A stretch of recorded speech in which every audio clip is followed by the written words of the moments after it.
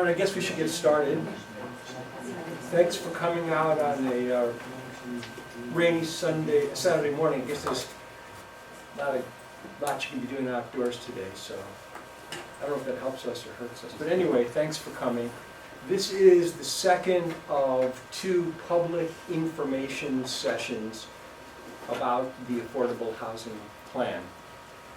I'm Dave Goldenberg. I'm the chair of the Affordable Housing Committee. There are a few other members here. Would you like just to identify yourself by raising your hand, members of the committee?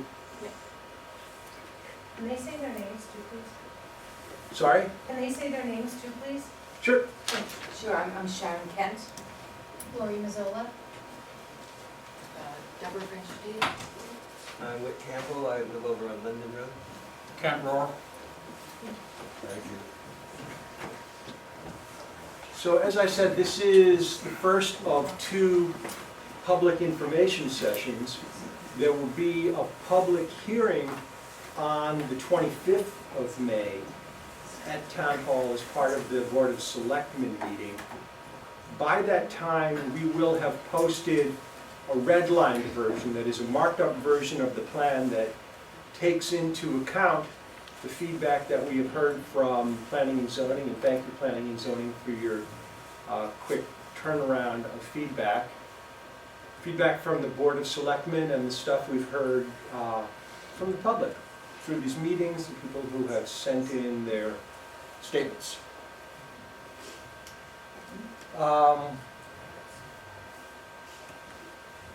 These are the rules for today. Please be civil. There may be disagreements, but there's no reason to be disagreeable. Give your name and your street address if you want to speak. When you do, please stay on topic and keep your remarks to 3 minutes. So we are gathered here because the state requires that every town in Connecticut enact an affordable housing plan by June 1st of this year, and then update it not less than every 5 years. This was the requirement of Section 8-30J, which was passed into law in 2017, I believe. So that's the A, that's the highlighted A stuff. B is that the municipality may hold public informational meetings, here we are, or organize other activities to inform residents about the process of preparing the plan, and following adoption, the municipality shall regularly review and maintain such plan. By the way, I'll be happy to address any questions during the presentation part of it. If you have simply a statement to make about affordable housing, please hold that to the end, and we're going to take public comment. So our process was to conduct 30 some odd interviews, to conduct a public input session, which we did in November, to conduct a community survey, which was done online, to gather data, analyze the data, and conduct further research. And we did all this with the assistance of a consultant named Glenn Chalder from a firm called Planometrics, which the Planning and Zoning Commission has worked with many times over the years. He knows Ridgefield well. Develop the plan, draft the plan, and the plan, I hope you've read it. It's the one that's on our Facebook page, on the Ridgefield CT site. Public meetings, there'll be revisions, and then ultimately there will be Planning and Zoning and Board of Selectmen approval. Now, I just want to start out with the remark that Ridgefield, we talk about change and how housing brings change to a town. And the fact is, Ridgefield, since it was founded as a town, has always been changing from the perspective of population and housing. With the original patent, you had the original settlers, and you saw a bump in population in the early 1800s. And then in the mid-1800s and the later 1800s, and the railroads got here, Wealthy New Yorkers discovered Ridgefield, not for the first time, and began building what are called little cottages, like Casagmo. This required a great deal of labor for construction and maintenance, and there was an influx of immigrants, many from Italy, and many whose families have names you will recognize in town, including our first selectman. In the mid-60s, and I plead partly guilty to this, there was a swell in the suburbs as families made homes to raise their children. This was the baby boom, 76 million strong. You'll remember that in the late 90s, early 2000s, there was a big boom, first in technology and then in finance. Huge bonuses, and we saw the construction of very large houses, which have been nicknamed McMansions, in towns like Ridgefield. We saw them sprouting up all over town. And now our town is continuing to change as new families arrive in the exodus from the cities in the wake of the pandemic. So Ridgefield has always been changing. So we must ask ourselves not whether Ridgefield should change, because it can't not change, it can't not grow. The question is, how should it change? And that's the question that we in part want to answer with this plan. How do we create affordable housing? There are two ways to do it. One is to do it their way. There were 3 or 4 housing bills that made it out of committee, some of which had propositions that would have a great impact on town. 4 bills made it out of committee, none of them made it onto the floor. But these bills will be back, and some of them are like 8-30G. They'll be back next year because the state has determined it has an interest in addressing the shortage of housing in Connecticut, in Fairfield County, and in Ridgefield. So we could do it their way, which is to have them tell us how to do it, or we could do it our way. Now, this plan is not going to make 8-30G go away, but it will move us towards being able to answer some of the more objectionable proposals. The state has prepared some guidelines, and what they do for this plan, what they do is they ask you to identify a vision for your town. What is there something that many people who live in the town can agree on? Where can we start? And after many conversations, this is where we landed. Although more populous than many small cities, we are 25,033 according to the last census. Ridgefield has the soul of a small town with quintessential New England architecture, a mom-and-pop commercial hub, and a population that knows and cares deeply for one another. It's a town devoted to the well-being of its residents, investing heavily in schools, public health and safety, and the arts. Above all, Ridgefield aspires to be a complete community and a compassionate one, welcoming and valuing all residents regardless of background or economic status, and working to ensure a diversity of housing opportunities for all. Where's that quote taken from? You have it in quotations. This is a statement that the committee developed. Yeah, I disagree. Sorry? Okay. Did that answer your question? So you have it in quotations. Right, because this is the statement that, the official statement that we're proposing. Mission statement, No, it's a vision statement. your vision statement. Okay, Did thank the you. entire committee vote on that statement? I don't recall if we voted on it, everybody That's how had, committees work. I'm sorry? That's how committees work. Did they vote on this, yes or no? I don't recall. Okay. Can we ask the other members who are here, is this your view? Well, Is this your vision? Let me comment. I mean, again, we had this discussion, I think, at our last meeting. The whole plan had discussion by, an opportunity for input by the committee. Nothing on it yet is final, but it's been present for many months. and all committee members had an opportunity to view it, see it. It was reviewed at meetings. The whole plan has not been, quote, voted on. The whole plan has had input from any and all members of the committee that chose to do so. Well, at every step of the way, because there were many, many pieces to this plan, we'd be having a meeting, it would be a working meeting, and we'd say any comments, and we'd work on it and refine, and then there'd be more comments, and we'd work, and we'd refine it until there were no more comments. So the whole committee in consensus agreed that this is the best plan to go forward?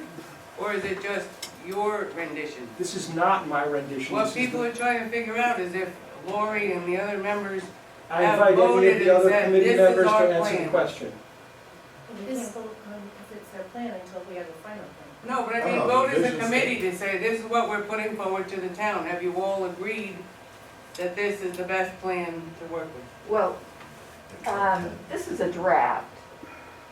The way So the committees work here in town, I all don't think that a committees, draft, is you can't speak. Can you let her finish? You're Pardon totally me? speaking, you're interrupting, can you let her finish? No, it's I don't think a draft in here. plan, I don't think a draft plan is required to be voted on. No. The reason I ask the question is you have this in quotes as if it is an official statement Right. by the entire committee. And if it's not, the quotes should be removed, because if you didn't vote on it, or if there was not unanimous consent, not just the lack of comment, which does not mean everyone agrees, then it's not, it's wrong.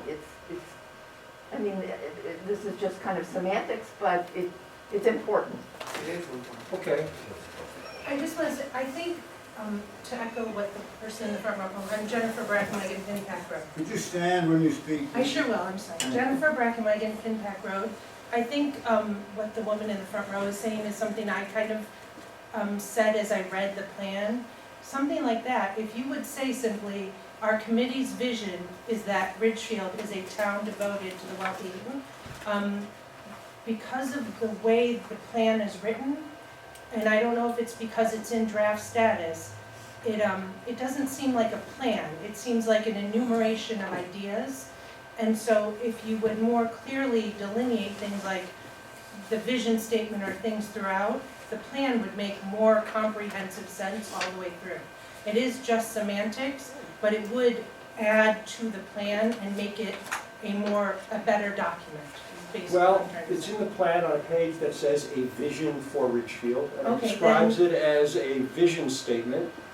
The reason it's in quotes is because it's a statement. This is the statement that we want to use. The fact that it's not voted on, Is it before or after this that you say it's the vision statement? I don't understand the question. In your plan, is it written as the vision statement before this or after this? I still don't understand the question. Is this part of the plan? Yes, it's right here. It's Okay, among a the vision plan. for Ridgefield does Yes. not say it's a vision statement. And if it Well- says that later on in the plan, then why don't you just say that here? So you're proposing that instead of saying a vision statement for Ridgefield, it's say a vision I'm statement for asking, Ridgefield? is this right here in your plan? Yes, Okay, when that is in your plan, is the place where it says a vision statement for Ridgefield, a page before this or a page after this? it's on the same page. Then why doesn't it say a vision statement for Ridgefield here? Well, it says a vision for Ridgefield. A vision I'm for just Ridgefield saying, is a the statement, quotes, could be construed as a vision statement. okay, but the quotes do change the semantics. And so it should, if it is a vision for Ridgefield, you actually take the quotes away because nobody said that. Okay, your I'm comment just is saying, noted. you need to reread through the plan and see how it reads as a person who is not on your committee, because it does not read as a plan at all. So if this is your vision statement, and you think a vision for Ridgefield is clear, then you take out the quotes, because that's your vision statement. If you put the quotes on it, then you're making it a statement by somebody. Quotes aren't attributed to never mind. But I think you're missing the point, and it's, Yeah, I think I'll just kind of second that. I think what it's about is proper attribution, right? If this is a quote by the board, then it should be said so underneath. I think that's the argument, and if it's not, if it's Yeah. your overarching vision statement, then you should remove the quote. It is a bit of semantics, but it does change the actual meaning of it, and I think that's what people are pointing out. And it could be as much as just Your comments saying have been noted. a quote at the bottom, who it's attributed to. Any other questions about this? Just a real quick question on it. Is this all part of the application for an additional 4-year deferral? No. Okay, thank you. This is a plan that is required by the state for every town, due in June and to be updated every 5 years. What you're talking about is a request for an extension of a moratorium. Right. We'll be talking about the moratorium later in the presentation. Thank you. Any other questions? Yes. Hi, Jean Marie McLean, I live on Ridgecrest Drive. I would like to ask, I went to the fall meeting that you proposed this, I read through it. I would like to ask, as you go through, to point out the areas where you have addressed all of the concerns that we brought, like I brought traffic and other things. So, as you have addressed from last fall, or that last meeting, concretely how you're going to address all of our concerns, or is this similar to what we saw in November, where none of those details have been put forth? You didn't see anything in November. That was, I don't remember what month it is, we all went to the rec center. it was at the rec center. Right. And that was just a session to present some basic data and Right, to gather community input. but we gave you a lot of input about our concerns. Right, right. And And those, like- the public input, along with all the data, had been gathered and analyzed and incorporated into this plan. At this point, we're getting, so there's a draft plan. I understand, but it didn't address concrete things like traffic that I had brought up, among other things that other people. Well, not every comment that we heard is incorporated into the plan. I know it's not every comment, but the traffic is a prevailing thought among the other big concerns that people. So I'm just asking, have you addressed the concerns that we brought to you over the last 6 months? Yes. Okay. Any other questions? So the perception of Ridgefield is that it's a wealthy town. Maybe it's not New Canaan or Darien, but the median income is $164,000. It's the safest town in Connecticut, number 6 in the US. The schools are rated A+. It has Connecticut's first cultural district. And then the Main Street, which is like a siren that calls out to us when we drive past here the first time and say, I gotta live here. What is the high and low income? So that the medium can often be, medium and average are often misleading. Well, median means half the people I know earn what more than median that, is. and half the people earn less. Yeah, I know, but what is the lowest? And, I don't know what the highest income in Ridgefield is or the lowest income. okay, median income, Well, it's a statistic that researchers and social scientists rely on a lot, and it's basically all we've got to work with. Average income, as you probably know, is skewed because some high earners can skew the numbers. That's why they usually correct. use median, and that's what the state uses in terms of creating its formulas. Okay, I would just like to know how many residents are below that and how many are above that. Well, That's 50%. right, Median by definition is half are below and half are above. Yes, Yes. exactly. But, okay, fine. We all know that statistics can be used to support anything we want. And I don't know where, if you already have it, you must have it that got to this, a broader picture of the income rate in Ridgefield. well, there is a census breakdown of income by categories. We don't have that, but we have others. You'll see Okay, fine. how we look at that. Great, thank you. In the meantime, the reality is that 42% of renters in Ridgefield are cost burdened. And to be cost burdened means that you are spending more than 30% of your household income on overall housing costs. And then to be extremely cost burdened is people who are spending more than 50%. But that's all by statistic and like using Alice and things like that, right? It's using statistics, it's based on census data. It's based, but it's using, is it using Alice or is it based on statistic data? No, this is census data. Okay, so, but did you use, okay. We did use Alice data, but not in this particular, Oh, not in this sorry, that particular number didn't bullet come point. from Alice. That number did not come from Okay, Alice. thank you. 19% are severely cost burdened, that is spending, that's 20% of rental households are spending more than 20%, 30% of their income.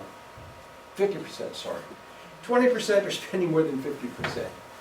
28% of owners are cost burdened, and 17% of them severely.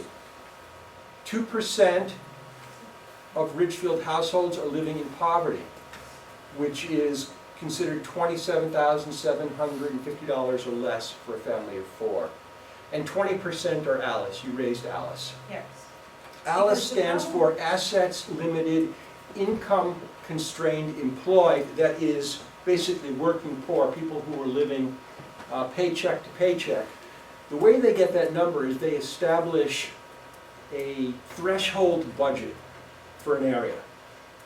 And if you are bringing in less than that threshold budget, then you're sacrificing something to get by, whether it's But the food. threshold budget is created just by statistics, not by actual housing data, right? It's based on housing data, which is State statistics. housing data, not our local housing data, right? I would direct you to the Alice report, but But they I'm just use. saying, I have a problem with Alice, and my problem with Alice is this. I grew up in a town in Ohio, okay? Mhm. And the most expensive house in the town I grew up in is maybe $650,000. And the least expensive house is probably $100,000. So when we look at median housing data for the state versus what we have locally, we're radically skewed away from the actual numbers. And This- so, no, I Go ahead. done a bunch of research on Alice. So if we're using median state data and not our local data that goes by our lowest cost housing and our highest cost housing in town, then how do we really use Alice in an area that has so many very expensive homes? The Alice data is localized by town. Doesn't appear to be, and not Okay. when you. I would direct you back to the Okay. Alice report to look at their methodology. Yes? Okay. Sorry, one more question, and I forgot to state my name and address. Sure. It's Lynn Noyes, and I'm at 43 Circle Drive East. My income is below that median income, and I'm a senior citizen. And affordable housing is very interesting to me because to retire in Ridgefield is hard, very hard. So senior citizens are one of the target populations for affordable housing. So that's why I was asking about it, because that is your perception of Ridgefield. I'm not sure what the perception of Ridgefield has to do with who are the people that need affordable housing in Ridgefield and then also broadening affordable housing for other people to come in. We obviously want youth to come in and others to come in. Well, So that's what my concern about Okay. using medium income is. Well, I don't make that, and what I would recommend is that you let me continue with the next few slides, and we'll look at the data broken down a little more, I think, in the manner that you're talking about. Okay, And great. if it doesn't answer your question, we can do whatever we can to answer them. okay. So population 25,033. By the way, it has not grown enormously in the past several decades. The median age is 45.6 in 2020 versus 27 in 1970 when the influx of families with young kids came to town. Pretty interesting. Baby boomers did get old. Rock and roll will never die, but baby boomers will get old. The median income is about 164,000. It's not an enormously diverse town. It's 88% white, 5% Hispanic and Latino, 4% Asian, 1% black. And if you look at the plan, you'll be able to review this more thoroughly. But this is just a comparison of the town to the county and the state. Question, yes? Yeah, hi Dave, Andrea Beebe, 378 Main Street. I just have a question, I guess I'm trying to understand, because I heard something the other day. Once we cross the 25,000 resident threshold, are we considered a city? And do we fall under Good different rules? question. We are not a small city. Where are we? No, I'm asking honestly, I don't know. I heard that once we hit the 25,000 threshold, we have a new set of rules to play by. Right. As with affordable housing, there are different definitions of city or small city for different statutory purposes. It's generally understood that a small city is around 25,000, but that's just for certain purposes. You know, that's just. But do they average the population over, say, a 10-year period, or is it a moment in time? Because that will make a difference how we look at this plan going forward. The census is a moment in time, April 1st of the census year. And then every year they update it with estimates through the American Community Well, my question Survey. is, the fact that we are now over 25,000 people, does that mean we are looking at a different type of plan for Ridgefield? That's what I'm asking, yes or no? No, it doesn't mean we're looking at a different type of affordable housing plan, but there may be some different considerations. For example, under the one law that made it to the floor and got passed, that's related to housing, is that every municipality with 25,000 or more people has to have a fair rent commission. So that's the fair share plan that just. No, this has nothing to do with fair share. This is fair rent commission. This is a commission that's established to monitor and handle complaints about rent and rent increases. It has nothing to do with the proposed fair share plan, and that plan never made it to Has the that been floor. established yet for Ridgefield? I assume not, or?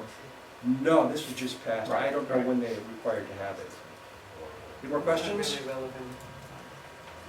Will you, Dave, will you point out, when you go through this plan, where things might be changed because we're now over the 25,000 threshold? The only thing that would be changed as far as what's in this plan, so far as I know, is what I just told you about the fair rent commission. Okay, thank you. Where's the bill about the fair rent? Where can I get information about the fair rent? I would just Google fair rent commission, Connecticut State Assembly. It's out there. All right, so we were talking about the need, and we were going to divide, try to break down the need a little bit more. So this looks at housing cost burden, and I would direct you to it in the plan because it's not blowing up really well here. But what it says, what you're looking at here, is it breaks it down, the housing cost burden for renters. So the dark color, the 19%, and we saw this before, is for extreme or severe cost burden, people paying 50% or more of their household income on housing costs, and 23% are just burden, paying between 30 and 50. On the ownership side, 11% are severely burdened and 17%. But we said to ourselves, okay, but if somebody's earning $400,000 a year and they decide to spend $200,000 on housing, well, they can live. They may really not be burdened. So we looked at it and we said, let's look at houses, at households that are earning less than $75,000, which would be about 70% of the state median income. The bottom line is 19% overall of Ridgefield households earning less than $75,000 spend 30% or more on housing. It's nearly 1 in 5, yes. I'm sorry, I don't know if this is in the plan versus your presentation, but what is the source of that data? American Community Survey 5-year estimate. Well, everything's cited in the plan if you Thank look you for very it. much.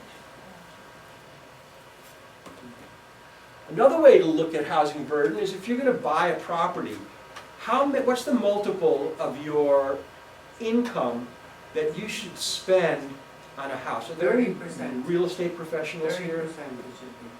Any real estate professionals? You don't need a real estate professional, you need a mortgage professional.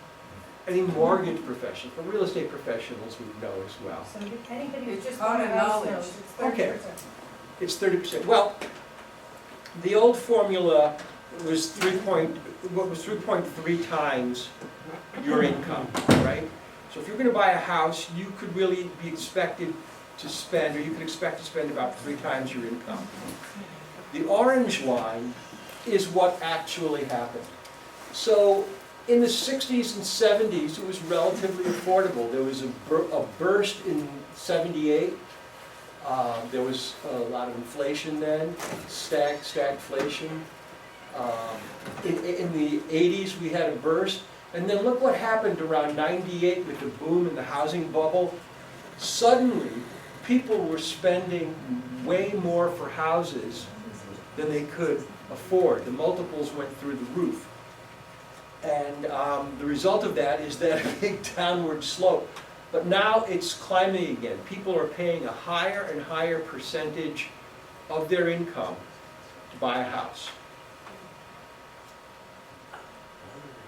There's also a need for housing for employees.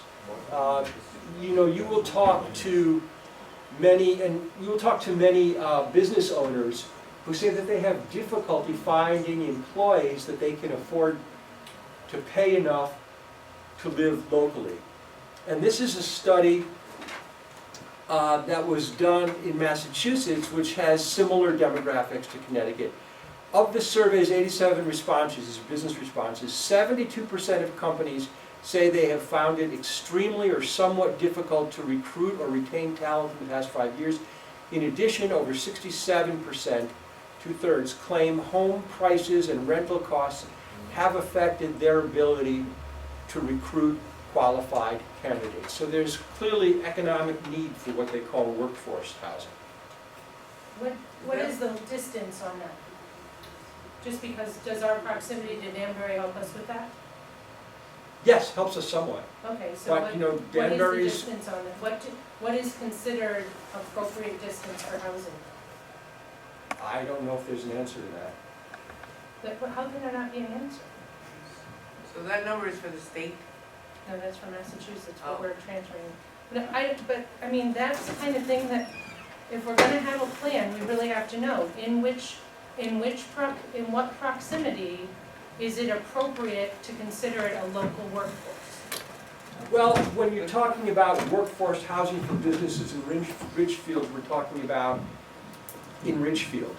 No. But the need is widespread. Wait, so workforce housing is merely that people who live in Ridgefield would be able to afford to work in Ridgefield? Other way around, yes. Sorry, the people work in Ridgefield should be allowed to, able to afford Right. to live here. It's Yes. retail businesses. Some should, yes. Some should, okay, and so then as we break down the plan, we're not really looking at anything affordable for the people who make the median income here. We're looking at people who live on the minimum wage or slightly above. I don't think that's the case, but I would urge you to raise that question again at the end of this presentation if you feel it's not answered. Yes?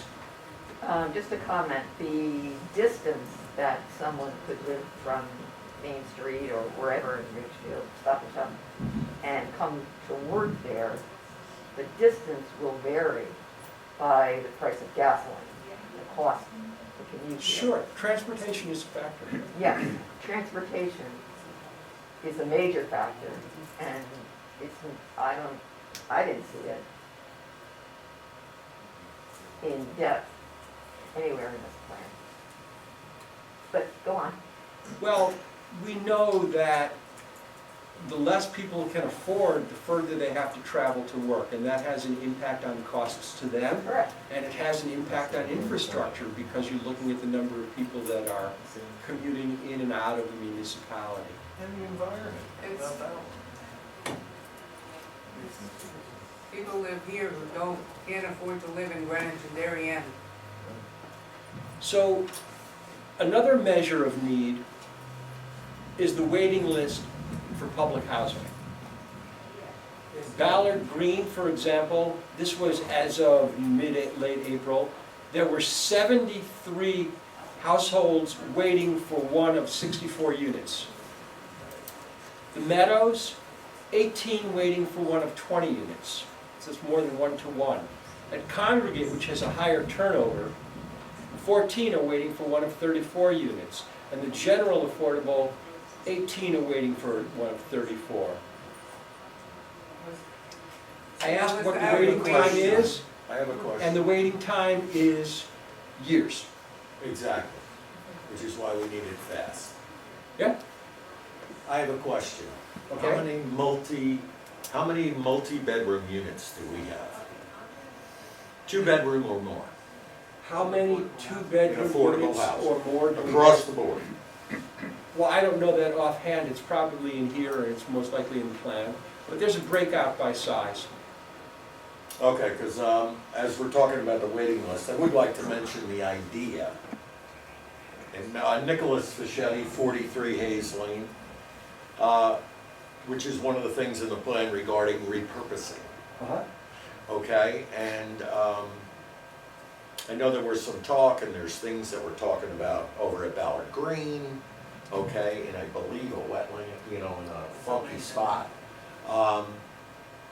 I don't recall hearing anybody talking about, how about removing the alternate high school? And those guys who go zooming in and out of there, and repurposing that building, and building on top of it, and giving that maybe because when you put a second bedroom on top of the unit that you live in, you're not disturbing somebody as badly. So that's a smart thing to do. And you could repurpose that building.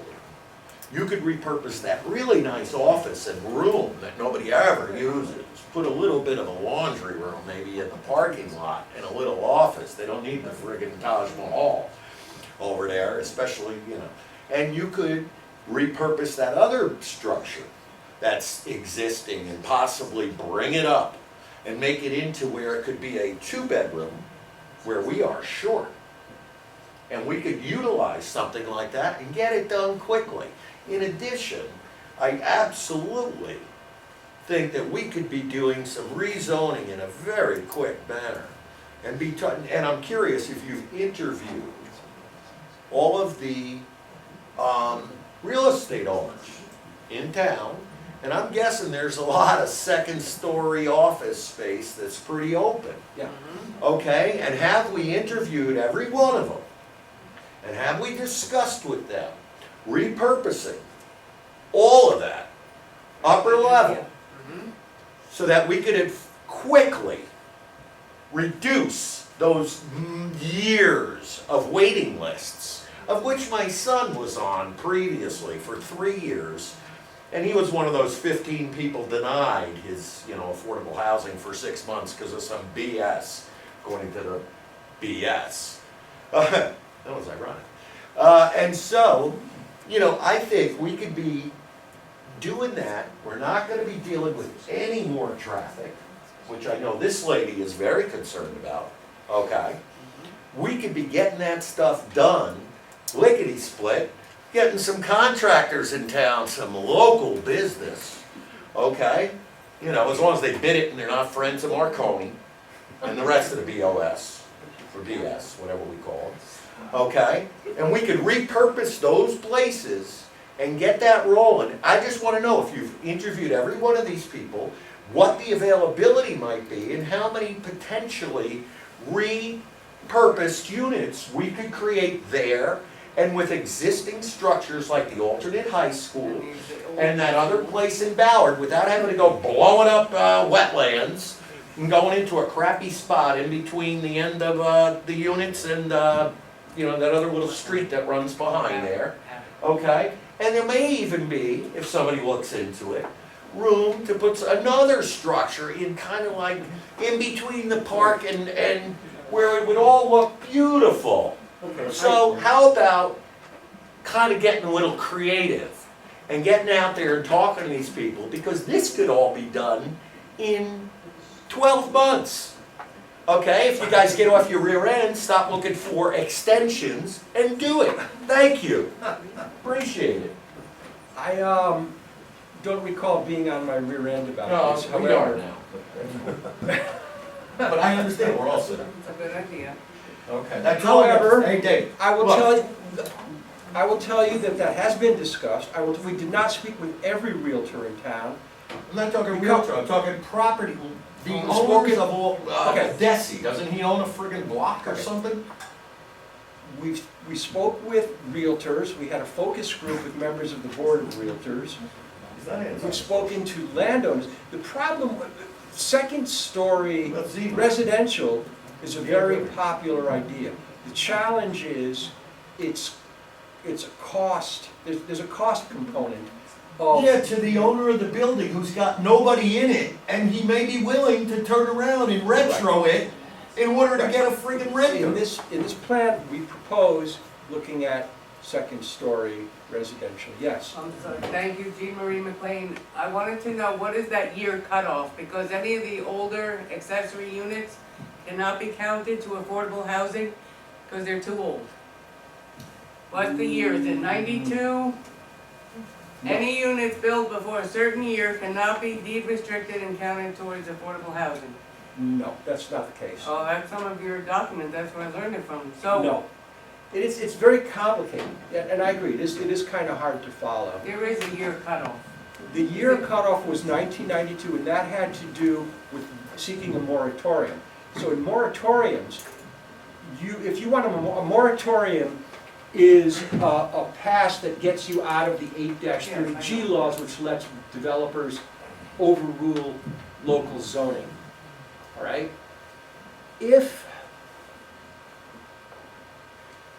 No, I was under the impression there is construction, anything built before that no, benchmark year cannot be used as affordable housing because it's too old. no, I mean, there are things in town that were built before then, and we can count them. If somebody decides to deed restrict housing, they can count it as affordable housing. There's It just not a doesn't. year limit of construction like before lead paint? That's only for a moratorium. That's only if you're counting for So moratorium. you If you're can't count counting those against as you're 8-30G. counting for the Yeah, moratorium? yes, Okay, that's interesting to know, we didn't know that. okay. I have one last question on a are we able to actually buy, for instance, there are some gigantic houses that appear to need, a serious amount of work that you could see in town that could probably, put 5 units in. I mean, is that a possibility where we're actually buying, a rundown gigantic dinosaur, that we could repurpose? That would be up to the property owner. Well, no, Well, but the question is, they would have to sell it, but the Right. point is, can we look at that as an option? Because there's definitely a couple that I drive by every day that would fit that bill. This is one of the things that a housing trust fund can do. I would say, and we have a selectman here, Mr. Connolly, who can probably tell us, the town is probably not going to want to fork over $1 million or so or more to buy a mansion on Main Street, let's say. But a plan that involves grant and housing trust fund funding and maybe public-private partnership is absolutely something that this plan would embrace. All right, I'd like to. Dave, sorry, one more question.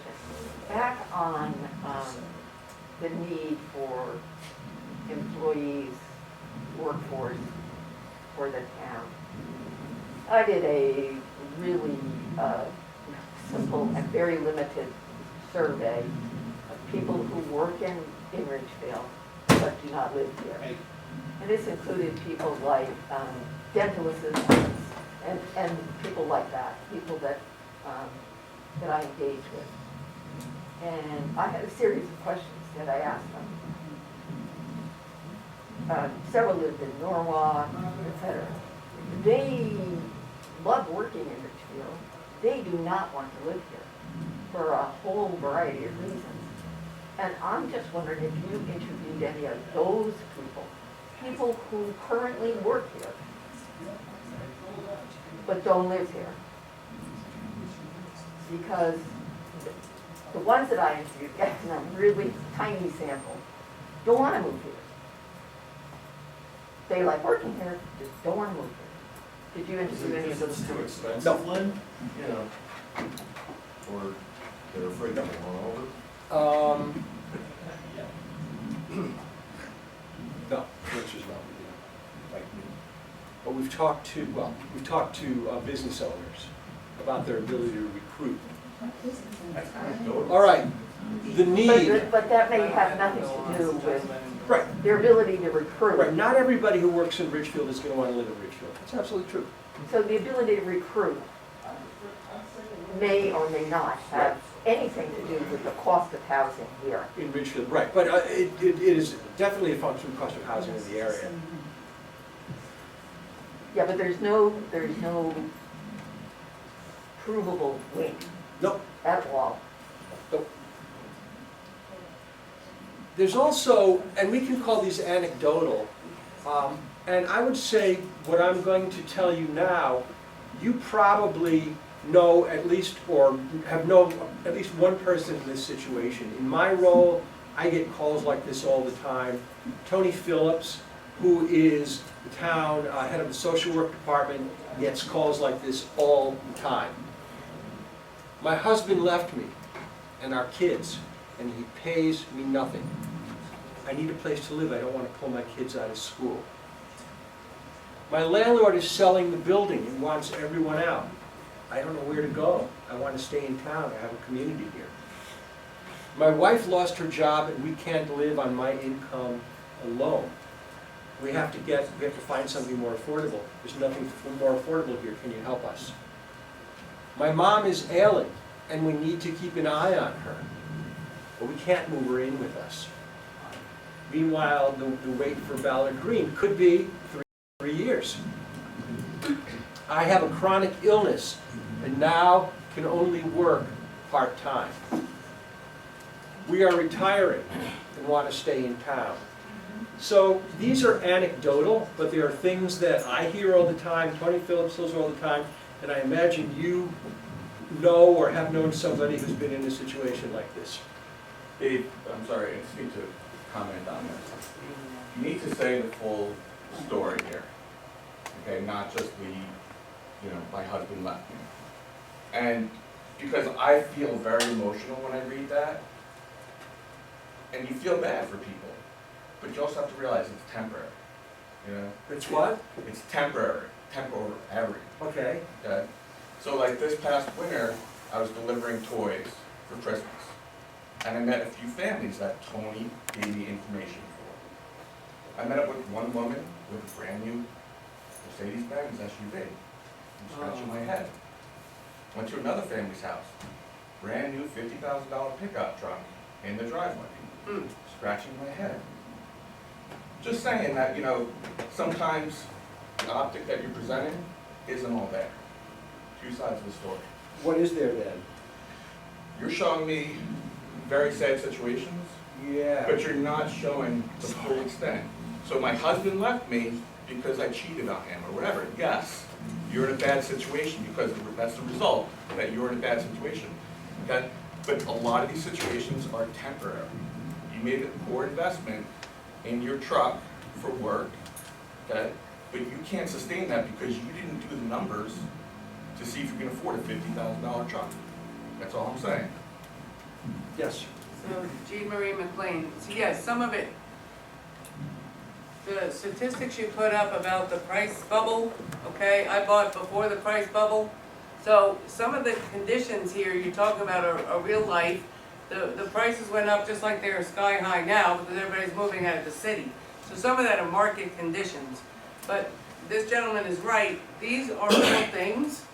But what you're proposing as far as the Affordable Housing Committee and this plan is a lot of housing to accommodate people who are income housing limited, why don't we propose buildings that are just for the disabled, that are just for the senior citizens, because I understand Ballard Green was just for senior citizens. Why don't we at least incorporate those into this plan specifically? And you need to please specify what portion of these houses are gonna be subsidized, because my family paid taxes and sent our kids here, and I don't have a lot of money to be paying for somebody else to live here. That is like, if I can't live here, I'm gonna have to move out. Like, we shouldn't be asked to just pay subsidized housing for people, and people who apply for affordable housing are not gonna be Ridgefield residents. It's gonna be anybody who's eligible for affordable housing. So you need to clarify a few, but I think everybody here, and all the people on Facebook, they keep talking about, oh, my disabled child and my daughter, and they can't live here. We want those people to live here. We don't want to be forced to build structures that don't fit in this town. Okay, and I have a comment. This is kind of taken from, you know, should be up there probably, and taken from the last meeting a little bit. A gentleman made a comment, but, you know, we clearly, and I think it was, we clearly have a housing shortage. Well, of course we do, because there's 20 million undocumented illegal immigrants in our country, okay, getting bussed into places like Danbury and Waterbury and whatever. And the bottom line is, we're having a housing shortage, okay? And we don't have enough housing. So, you know, I guess you haven't spoken to any of those guys who are being exploited and kind of shipped into various places, but I'm sure that they're looking for, you know, something that they can afford and would love to be in a town like this with great schools, with great resources, where we, and if we're compassionate, affluent town, we should be thinking about building a ton of affordable housing for those people. I just had a question, going on to the temporary nature of some of these things up here, how often is, accessibility to affordable housing re-established? So let's say your wife loses her job and you can't afford to live in your house because of her income being lost, and so they move into affordable housing, but then she gets another job. If it's deed restricted, you have to income qualify every year. You have to re-income Every year. in front. You have to income And so qualify what is every the year. process for eviction if they? Well, it's not necessarily eviction. Is If it it's changing the rent? If it's in a multifamily development, the next, because that's why affordable units have to be fungible in 8-30G type developments, because if someone no longer income qualifies, the next unit that comes on the market has to be affordable to balance that out. So If are it's they a then single forced- household, Can you let me ask my question? 'Cause well, I'm you answered- answering your no, question, you you answered interrupted my question. answer. You But answered go my ahead. question. Go Okay, so ahead. the next question is, so their rent then changes and goes up because you've gotten the next unit for an affordable housing unit? Yes. Okay, and then, so then what you're really proposing then is not just a number of affordable units, you need an entire community that you can have these numbers to play with. So, I mean, that's a Well, huge there undertaking. is a need for housing at every income level. The market builds housing for higher incomes. The market generally, without some public involvement, will not build housing for people who have income issues. But we do have, I agree with that, but in our town, even though it can't count as affordable housing, we do have older housing. Yes, we're gonna get to this, I promise, and I would ask you to reserve Plan. that. We gotta let them go on. I'm sorry, Dave, I'm sorry for keeping interrupting you, but what you just said is an opinion, it's not a fact, and maybe you could make that obvious. It is not a fact, there's no statistic that says builders only want to build big houses. Well, no, And that they won't build. but builders Others, they- generally want to maximize their profits, they're Of course, for-profit of course, entities. but that may not be So building big houses. they will not without some incentive or some other requirement, build the low market rate units. They don't do it unless they're a nonprofit. That's what nonprofit builders do. That is your opinion. No, this is my experience based on many, many conversations with In developers. the We're current gonna move on, we're gonna move on, because this In is the not, current marketplace. this is not germane to the point right now. We're gonna move on. Let's talk about 8-30G, and the need for 8-30G. So as most of you know, if a town has less than 10% of properties that are deed restricted as affordable or assisted, meaning that you have to maintain an income below a certain threshold in order to qualify. That's subsidized, Sorry? subsidized. Yes, deed restricted or assisted, which means subsidized. Then you are subject to the provisions of 8-30G, which means a developer can go around the town's zoning restriction in almost any case and build almost whatever they like. We've seen some examples of that in Ridgefield, some of which, in my opinion, were done well, some of which I think were done not well at all. The main point is we have no control over it locally, and what we want to do ideally is recapture local control, but at the same time address the problem. Thanks, Dave. Hi, Andrea Beebe again for 78 Main Street. My problem with 8-30G is, I think the idea is a good one.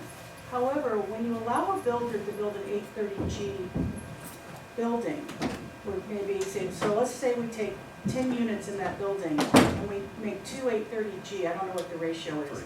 Then we've added 8 more market value units that are Yes, added to the it's inventory, 70, so it's we'll never meet 70-30, this but yes. guideline. Yeah. We'll You're never right. meet it.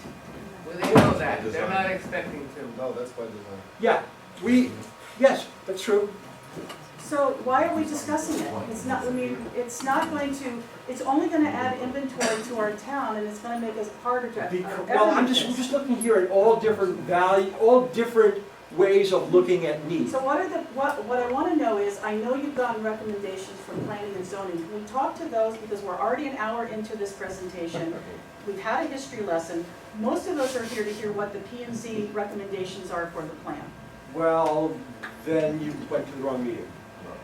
Because this is a meeting to present the existing plan as it exists and get further feedback. So when John, I you don't know get if to you the want to points of speak planning for, and zoning, are you going to point them out?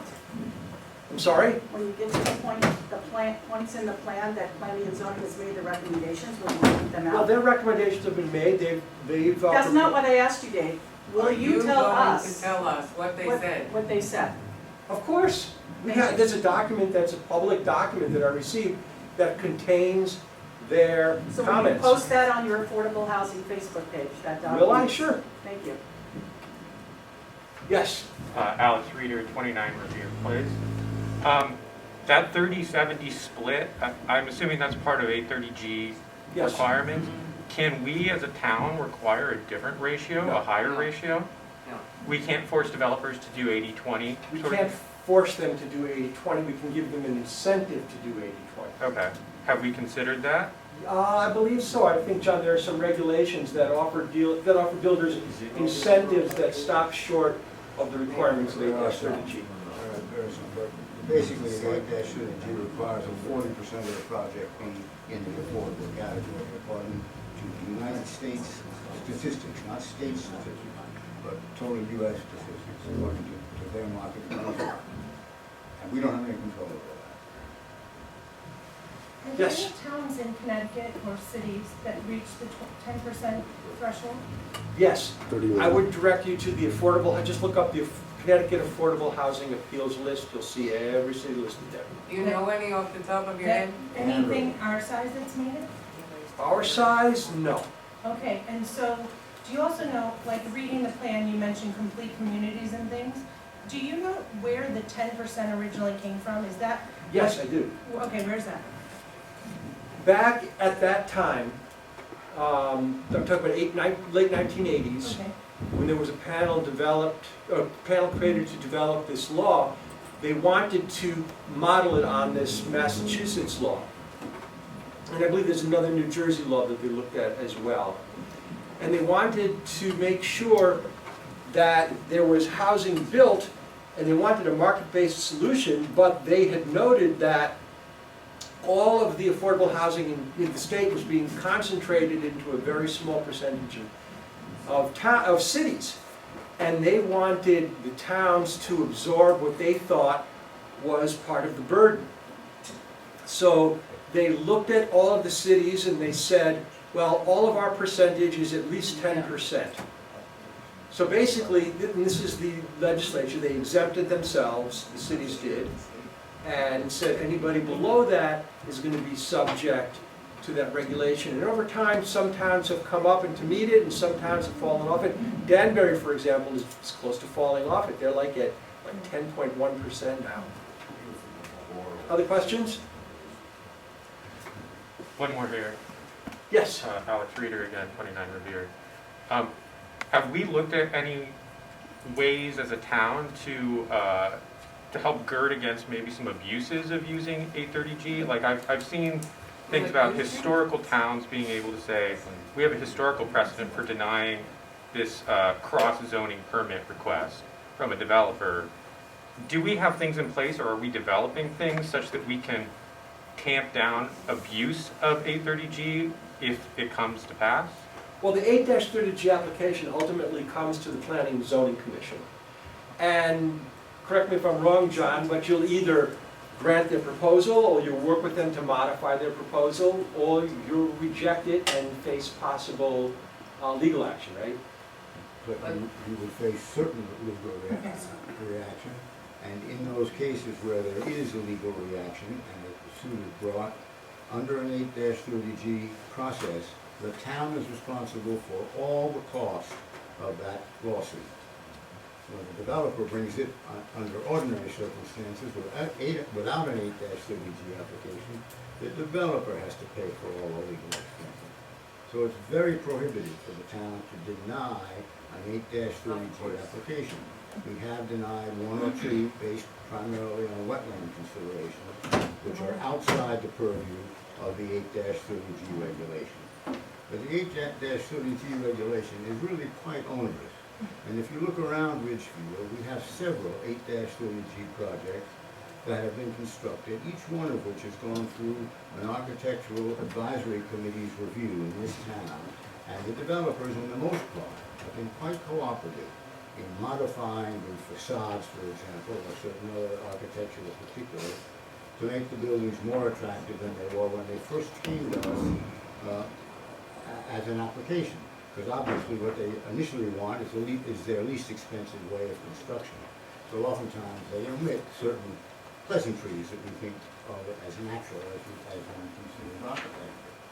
So we've been quite successful, and I think if you look around Ridgefield, there are not too many buildings that are constructed that you can drive by and say, oh my God, is that ugly. There are a couple. Thank you. This is Kent Rohr. One thing, and I think Dave started it off, this committee does not support 830G. It's existing law. And right now, as we pointed out, it in many instances puts us backwards, right? For every 3 affordable we get the 7 that are not affordable, because it's 30% affordable. So as it stands now, it's the only thing that exists and is protected by law. And the whole notion of trying to have a plan is to say, maybe we can do things that don't allow 830G to be the only option to increase affordable housing, because we know it does it in a fashion that in many instances we won't like. What have you heard from the state, or in your interactions with the state? I know these are due, I think, June 1st of this year, right? Mm-hmm. So the goal of this is obviously to talk about how onerous 830G is, and to create our own plan and take it back to the community. Is there a feeling or a thought in Hartford that towns that are most proactive are going to be given, I know this has nothing to do with the extension or the moratorium, but is there the idea that the reason that we want so badly to get this done, instead of asking for an extension on the plan like Danbury is doing, is that there will be more positive response to us from Hartford because we haven't reached the 10%? I could never predict what Hartford would do.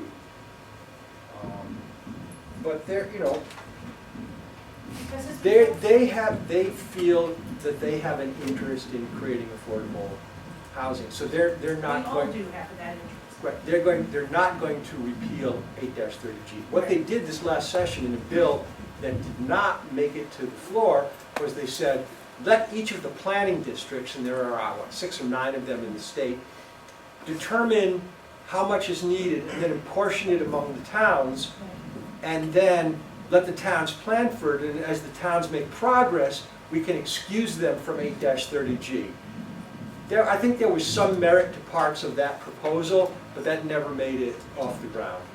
So if 830G is onerous, and if you move forward 3 and backward 7, is the goal really to make affordable housing that exists in perpetuity, or is the goal that these towns will never catch up, so they will constantly be doing this as a political game? Well, I mean, I'm sure there are political games behind it, but all I can talk about is how it affects us here at the Ridgefield level. What I would ask is that you let me get through the next part of the presentation, Yeah. because a lot of these things will be discussed. I know you have lots of questions. I'll be happy to stay around after as well and answer individual questions, but it's important that we get through this. So we're talking about 8-30G and about how the developer can circumvent local zoning. The only recourse is to say you can't build because it affects public safety or public health. It requires 30% of the units to be set aside as affordable for 40 years, and beneath that, of those 30% of units, half must be affordable to people making 80%, and half must be affordable to people making 50% or less of the state median income in our case. The gap, State or area. What is the whichever is state lower, median? so in our case, it's the state. So for us to get to 10% and be exempt from 8-30G, we would need another 656 units, that's pretty big. And that is Pretty big not, stretch. has not the recommendation of this committee. Absolutely not. Right, so that's not where we're headed, if anybody's gone through and read the entire report. However, there is something called a moratorium under 8-30G that will let a municipality, if it creates a certain amount of housing, be excused from 8-30G for 4 years. Ridgefield already had one moratorium. The way that's measured is not in total units, but something called housing unit equivalency points. Why not complicate it, right? And the idea is here you get certain points for the addition of certain types and styles of housing. For example, a 2-bedroom house for families would get 2.5 points, whereas, let's say, a single-bedroom unit for seniors would get a 0.5 point. And this is because they're trying to incentivize larger and more family-oriented housing. Hey, Dave, when you mentioned something earlier about talking to contractors or something about building, these affordable units, was that correct? I was, Yeah. that they don't wanna, have we ever considered, and is there anything of it, potentially, where there's a town-owned piece of land, that would be appropriate, what? That should have been addressed by now. Yeah, that could be deeded to, could be given to somebody, so then maybe they would be really totally agreeable to building something for low-income people, because Well, they can that's what afford to happened do with Halpin Court, which is 25 units on Halpin Ridge, which is land that was rented at a very, very low rate, long-term lease, to a developer who constructed Right, a for-profit, low-income housing development. right, so are we pursuing anything like that currently? Yeah, it's in here. It's in there, okay, well, I'm just asking like who, what? Maybe he should finish it. Yeah, okay, no, I Okay, apologize. I would really love to get through All this right, I presentation, though, apologize. so unless it's an important question, please hold it. There are other studies. There have been lots of studies that use social science and analytics to determine need in Ridgefield and the area. The plan will link you to those studies. so I'm not going to be able to go into great detail about the plan here, but just some of them, for example, the Connecticut Housing Finance Authority identifies a need that could be interpolated to 2,260 units in Ridgefield, affordable units. The Open Communities Alliance says 1,241. The Regional Planning Association, 1,554. WestCog, Western Connecticut Council of Governments, 1,345. The reality is, it's not likely. We don't have the money, the resources, the time to build this many units. If they told us we had to build 1,200 units right now, don't know what we would do. I do want to point out, though, that some people who oppose the work of this committee have been circulating the notion that we're proposing 1,241 units. That is absolutely untrue. That's misinformation, and it may be disinformation. The current housing situation, and this was a question that you asked, how is it broken up now? Well, we have approximately 10,000 units. 80% are single family. 152 belong to the Ridgefield Housing Authority.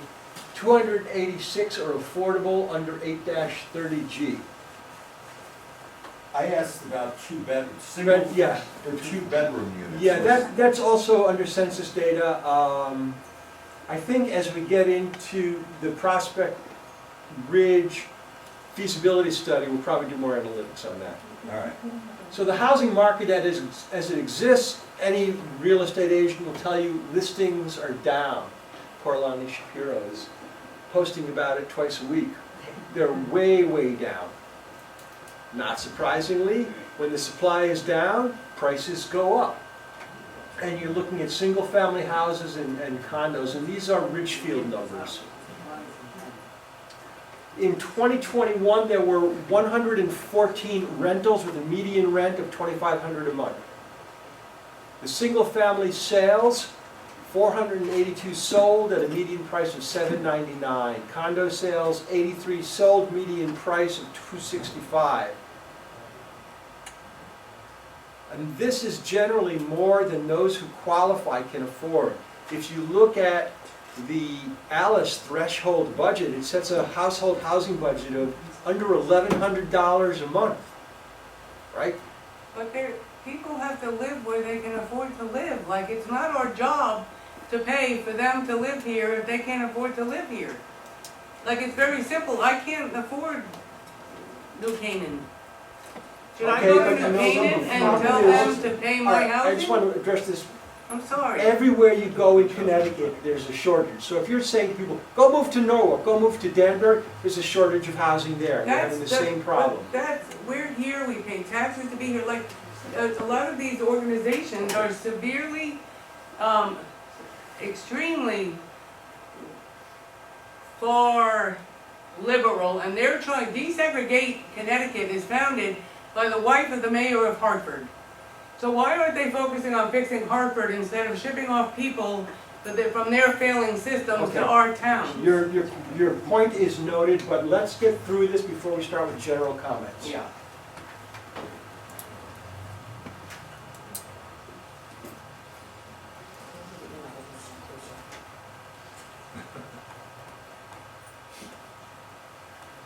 All right, so we were looking at this. I don't know how we got it all the way back there. So we know there is demonstrable need. You cannot say there is no need for affordable housing. Any way you slice it. 20 million reasons. We know we cannot possibly meet all of it now. We can't. There's no way that we can plan to put 1,100, 1,200 units or 22,000 units in Ridgefield. So the question that we asked ourselves, and this was on the advice of our consultant, he said, what can we actually achieve? Let's do something that's possible and go after that. So we looked at the options over the next 5 years for this plan. We said, if we do nothing, which means that 8-30G becomes the prime driver of affordable housing, we'll see, based on historical records, 17 units in the next 5 years. Well, what if we make some zoning changes and some infrastructure alterations? What might we see? We said, well, new units in Branchville because transit-oriented development is important, and we have some proposals in the plan that might facilitate more of that. We could see 10 additional units. Middle housing and adaptive reuse, which we'll talk about in a moment, could generate another 5-10 units. We think these are very reasonable projections. If we are proactive and actually build something, for example, work with a developer to build a development that can accommodate people with disabilities on town property, that would generate, let's say, 8 affordable units. And new construction on town property could generate 7. If you add all of these up, because they are additive, and also incentives to deed restrict ADUs and naturally occurring affordable housing, we'll talk more about this, we could see 10 more for a total of 125. We think it's reasonable to see at least ground broken on 125 units in the next 5 years. Who Your came up question? with these numbers? Where Sorry? did these numbers come from? From the committee. The committee figured these numbers. Yes, they're projections based on historical records and estimations. But we can't deed restrict ADUs because if they're built before 1992, they won't count towards the 830. That is completely not true. Disinformation. It simply You is just not said it true. earlier, No, I that said they're the not counted towards the exact moratorium. opposite of that. Pardon? I said the exact opposite of that. No, you said to me that any older accessory units cannot be counted towards the limit for the moratorium. I said to you, do they have to be built after 92? You said, no, they just count for the moratorium. So you said earlier that if I had an accessory unit in my house, which I don't, that was built in 1980, a little in-law apartment, or whatever, if I wanted to deed restrict it, Right. then it would not count towards, But when would the accessory unit be constructed? if it Now. was built already, it wouldn't count. Well, That's- if it's added as a new unit, it's a new unit. No, if it's an Okay. existing unit, couldn't I deed restrict it? If it was The built answer is prior yes, to you could. 1990, it does not count towards the town's 10%. And so if I had that now and deed Right, restricted now, if the affordable housing were built before 1990, yes. But we're talking about taking a unit and changing it so that it's not the same unit. If it's a new affordable unit, it's a new unit. so it's gotta be gutted and rebuilt because the other ones are too old. So your idea of the ADU is only new ADU? You said incentives No, to deed no, restrict ADUs. we'll talk about ADUs in a minute. Okay. And your number 5, I mean, I think you could do so much more We could do more. than on adaptive reuse with zoning and do it so much faster than anything else on that list. Great. And why do you have 5 to 10? I'm gonna Where ask did you to that come save your from? comment, please, to the end of the presentation. You pull that out of your, Just a quick question.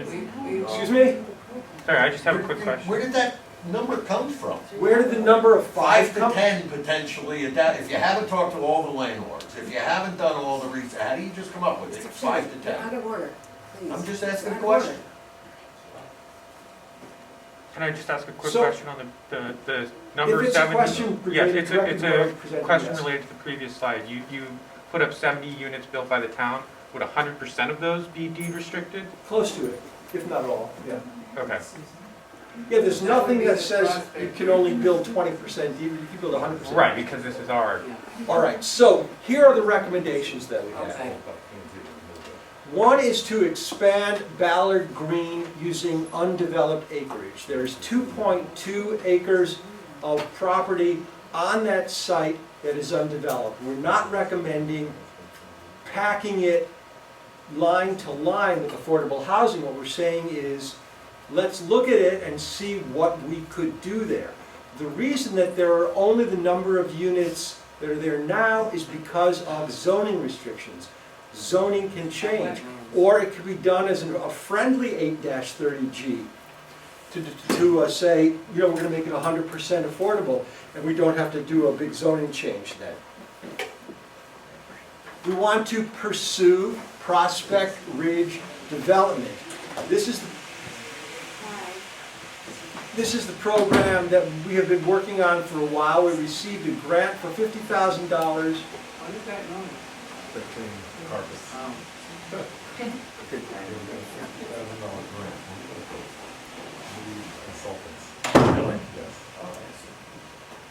So we know that there is land that may be available to us adjacent to the existing Prospect Ridge housing down below the playing fields. We talked to the Board of Selectmen and asked permission to pursue studying it, not to build, but to study it. They said yes. We received a grant from the state for $50,000. We spent $3,000 of that money to do a site suitability study to tell us, should we go any further? If this land can't be built on, let's not waste our time. What we found out was there's approximately 5 acres that could be built on, and built at a moderate density could yield around 70 units. It's in the plan. I advise you to look it up. Then there's property at the corner of Prospect Ridge and Halpin Lane, a half-acre lot that the town owns and has Approximately where is designated for, sorry? Where is that approximately? So we only moved here a year ago, so. Okay, it's up behind, you know where the playing fields are by Yeah. Prospect In Ridge? like the dog park Behind and the stuff? police station, No. yeah. Okay, I have a Behind point, that- I have I'm a so point sorry. of order, please. I'm sorry, Yes. thank you very much. I have a point of order. Okay. Dave, could you respectfully ask someone to raise their hand and be recognized by you before they speak? And when they are speaking, they are not to be interrupted by anybody else except you. You can say that we'll get to that later. Because the cross-speaking Yeah, is I agree. delaying it. So So please, ordered. you raise your hand and you must be recognized before you speak. It's the noise rule. You will follow it. It's Yes. So this property has been designated for development by Ability Beyond, which manages Sunrise Cottage and another group home on Fitch Lane, I think it is, in Ridgefield. And, on Rich Lane, yes. And they have not built it because the economics don't really allow it at the moment. And further, because the state has begun to frown on development that is 100% limited to people with disabilities. So we've been looking at some alternatives for that property to create mixed housing there, a mix of market rate affordable and affordable for people with disabilities. So those are 3 recommendations in the plan that we recommend exploring. By the way, and I'm going to bring this up, Kent brought this up. This is something from the, and Deborah found this, this is from the Greenwich Plan. State law does not require, nor do the authors of this plan intend that this plan will be a binding commitment on the part of the town to construct housing or spend public money supporting the construction of housing by others. Under our charter, the power to make commitments of that nature lies solely with the purview of our governing bodies, primarily our Board of Selectmen, our Board of Estimation and Taxation, and our representative town meeting. After full and transparent public debate, the plan does intend, however, to prompt, encourage, and frame that dialogue. I think that's great. And as this comes back to the committee, we will certainly look at incorporating a statement like this. And you notice most of the things we say are to recommend studying or to examine. Yes? Dave, Sean McAvoy, 150 High Ridge. There's a couple P&Z members here I wanted to ask. The Ballard Green and Prospect Ridge, my understanding is they sent a letter telling you to take those out of the plan. Is that correct, or am I misled? Have they sent us a letter telling us to Somebody take? asked you before when the P&Z stuff comes up to point that out. Have you No, been, somebody asked me. has there been any discussion on those 2 parcels? Somebody asked me if I would post the letter from No. P&Z. No, I also said to point them out while we're Correct. talking about them. I just received them yesterday. I've not gone through them in detail. Okay. Did planning and zoning send you anything with respect to those 2 parcels? Well, any of the planning and zoning members here want to address that? That's what I'm asking. I'm not familiar with what you're talking about. So I don't Okay. think- Were you told to take them out of the plan? Well, first of all, they don't tell us to take something out of the plan, they give us feedback. Second of all, we will be looking at their feedback and incorporating it. We just received it yesterday and have not had time to digest it fully. So you can't tell us yes or no? Yes. I just told you, I can't tell you now. Susan's Ask me here. again, I'll tell you the same, yes. But just to comment, the plan has not been updated, right? The whole notion was to have information sessions, public input, like the comments that have come I in. get it. And then to digest those things and then determine if if I the get that, committee Ken. would recommend that There there's was a a request change. earlier in the meeting that when the P and Z stuff comes up, to point it out. I'm Okay. asking, and putting a red underline under it, to point that out right now, please. Yeah, Susan. No, okay, to answer your question, I cannot do that because I do not know the answer. We just You received the didn't feedback. open what the P and Z sent you. I cannot answer that because we just received it and have not fully analyzed their You haven't response. read it yet. Got it. I didn't say I haven't read it yet, I said we have not fully analyzed it. And to Ken's point, we have not taken action in the plan on any of the feedback yet because we're still in the process of gathering feedback. How we get there? Hey, She had her hand up. Yes, So, what we discussed in P and Z, was very technical. It was things that applied to us, regulations and different things. So the question about the places, we had received some, correspondence about, Ballard Green, and it was asked that we not target specific things. So I think when you read what came from, Rob, our chair, that you'll find that we did ask not to be so specific. So it Right. didn't look like we were supporting specific activities right now, that we would say more in general, that we would consider different possibilities, but not be so focused on particular projects. So I believe maybe that helps answer the question Okay. that they were asking. there's your answer. Is that, okay. Dave, on that No, other we're gonna slide, move the ahead. Halpern Is this a Lane. question? Yeah, the Okay. mix, I misunderstood what you said. You said something about Halpern was gonna be mixed, Yes. is what the thought was? That- Between That's our what? proposal, yes. Wait, it was mixed between affordable and just regular? Some mix that would make economic sense for it. Okay. We're not analyzing every project here, we're just enumerating things that should be looked into. Promoting adaptive reuse. This is the idea of taking existing buildings and properties and converting them to use for housing. Extending 8-30G to perpetuity. Right now, it only goes for 40 years. We're talking about extending it forever, because 40 years or forever, from what we've heard, it doesn't make a big difference to developers. By the way, we're not going to be losing properties off of this for a number of years, until the 2060s. I have a quick question, sorry. Do we have Yes. any money left for the consultants? I mean, No. of the 50 grand? Oh, the 50 grand, yes. Yeah, so 47. have they considered Okay. repurposing, you just have it, their adaptive reuse at Ballard Green as opposed to building something new there? No, this money is specifically for examining that one site. Yes, this is a question. It is indeed. In the plan, I think it mentions that one of the ways that you want to encourage the ADUs with the deed restrictions is that those deed restrictions would not transfer with property transfer. Okay, we're gonna get to that. We're gonna get to ADUs. Well, but I was going to apply it to this. You just said it doesn't matter to developers if it's 40 years or in perpetuity, Right. but if it changes when the developer, when the owner of the building changes, is it We're not talking about ADUs here. No, okay, you're talking about deed restrictions.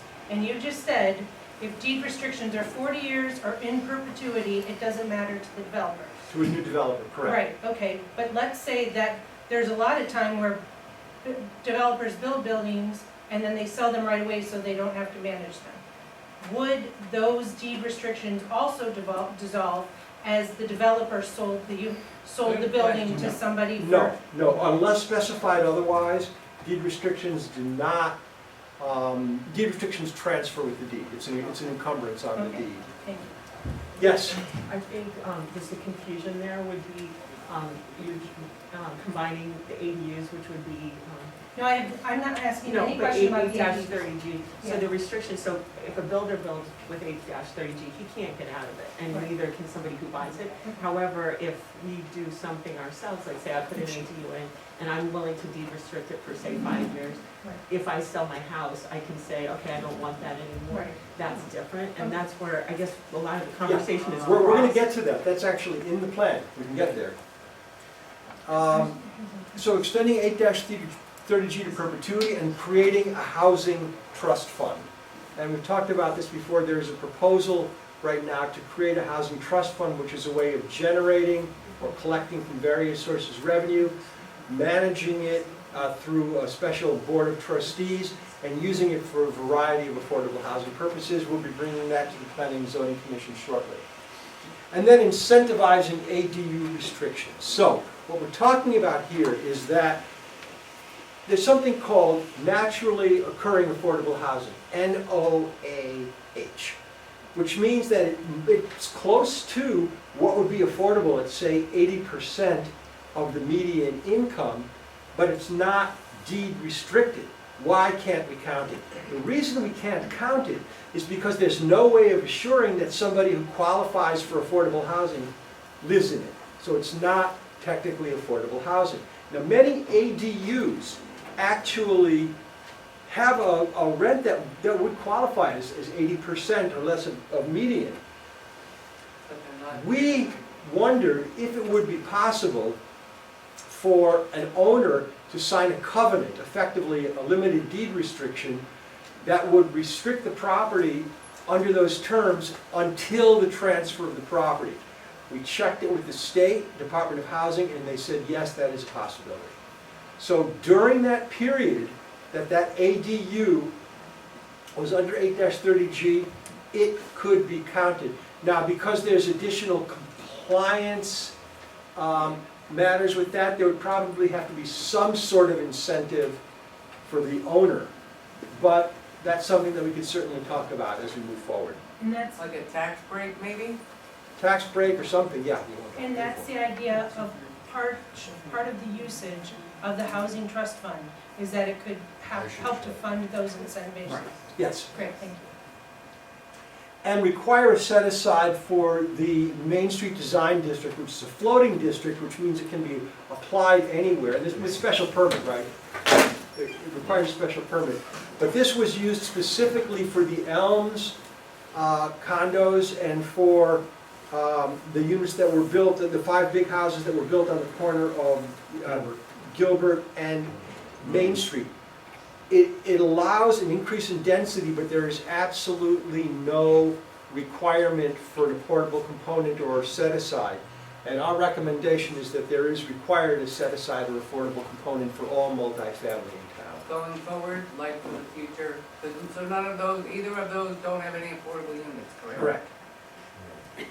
And then perhaps to create some building permit fee incentives. It's not a big amount of money that we're talking about here, but this is something that might be attractive to builders. Other regulatory changes, we're looking at an inclusionary zoning regulation, which, as we were just talking about, says if you're going to build multifamily, then you either have to set aside a number of units as affordable, or make a payment in lieu to a housing trust fund or other type thing. There are even towns that say you can build the set-aside unit in the other part of town. So we're recommending a regulation of that type. We're recommending allowing more middle housing. Middle housing is a transitional zone. Right now, we go from dense central business district to 1-acre zoning. Many communities our size, and larger and smaller, have an intermediate zone where there'll be multifamily housing of 2s and 3s. This could be, upstairs, downstairs, could be, well, you can see here, it could be a duplex or a triplex. Some of them are suitable in some places, some of them aren't. But middle housing is a way of creating sort of a transitional zone without creating a heck of a lot of density. So we're recommending that. And exploring form-based codes. What people tend to object to when they're objecting to affordable housing, aside from traffic, is the aesthetic, the density, the big buildings. Form-based code says we're not really focused on what you're doing, because most zoning is based on use. Form-based zoning, which is used mostly in central business areas, says it should look like this. It should use these materials, it should be set back this far from the road, but what you use it for, provided it's legal, is your own business. So that's something that we think should be considered by the Planning and Zoning Commission. Transit-oriented development is another important consideration. Branchville is a multimodal transit hub, train and bus. The state is very interested in developing transit-oriented communities, and in fact provided a grant a number of years ago for a study of the Branchville area.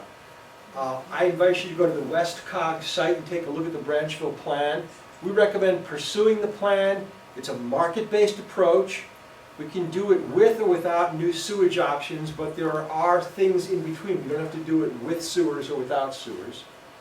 There are other strategies and tactics.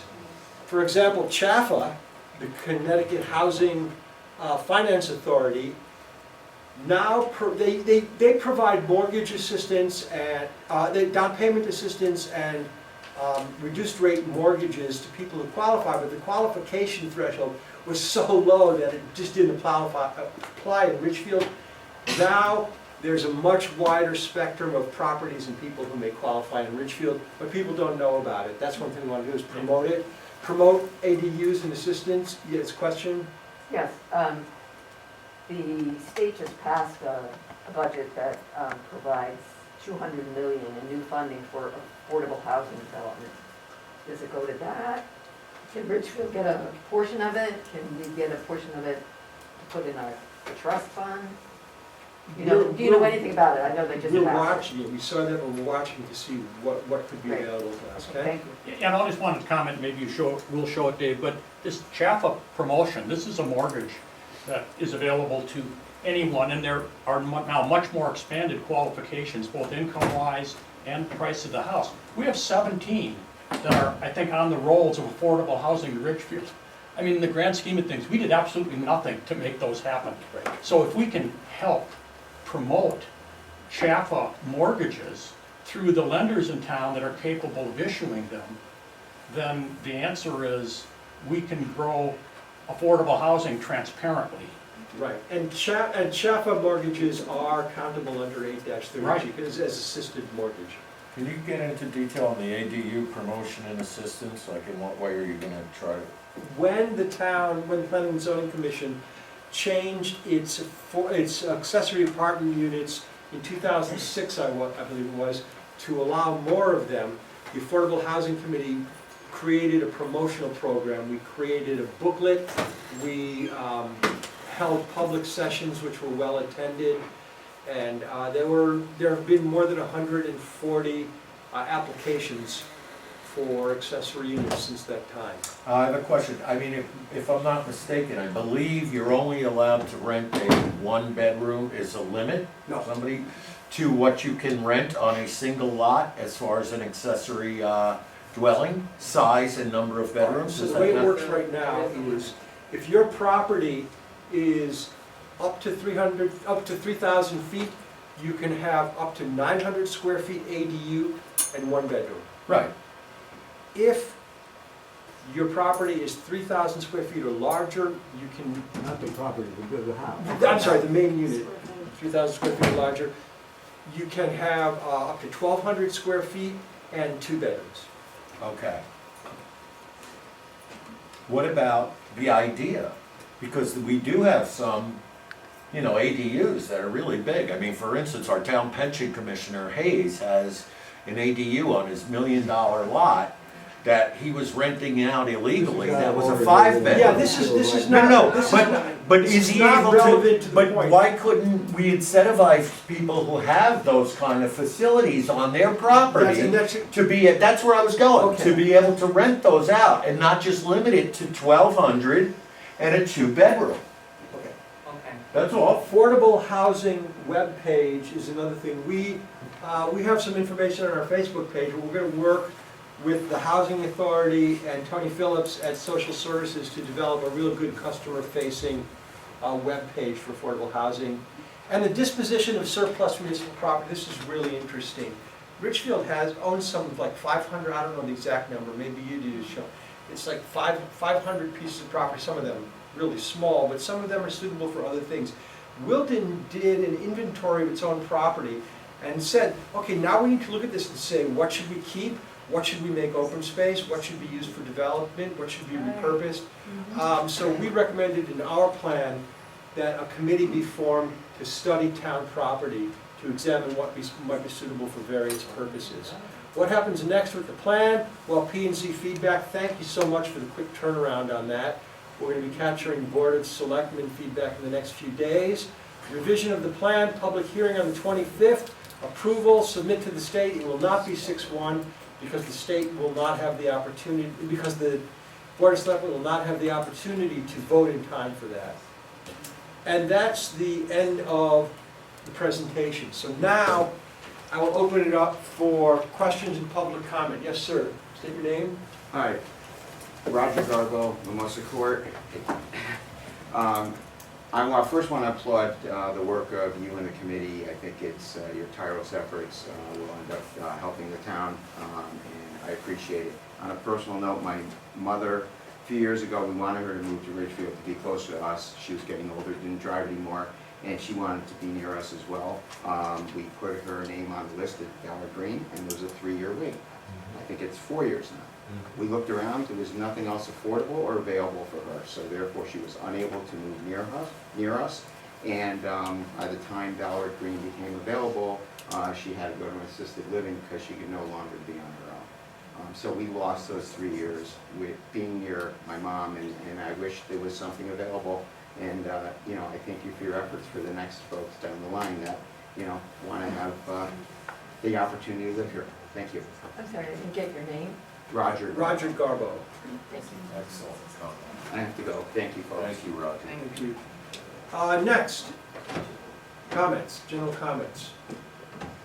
Sir. Hi, my name is Bob Cox. I taught in town here for almost 40 years. The main reason I came to, I'm still a lifelong renter. And I came to Ridgefield because I been teaching there 2 years, and I could tell what a good system it was and how well developed it was, and I want my kids to have that opportunity. But what I really came here to be more concerned about is that, like, you know, I know an awful lot of Ridgefield public servants. You know, almost all of them don't live in town. You know, it's just generally better for a community if you can bring your resources together and be part of a collective. I've seen it work that way. You know, here, in places I've taught in Israel, and other places I've taught in the States, you know, it's just a better solution. So I know it's financially tough. I'm still running in town now, I want to be honest about that. I know it's financially tough, but it's like, you know, if you can make a community whole in this fashion, it makes a difference. I've seen communities that have changed that way. That's all. Thank you. Thanks.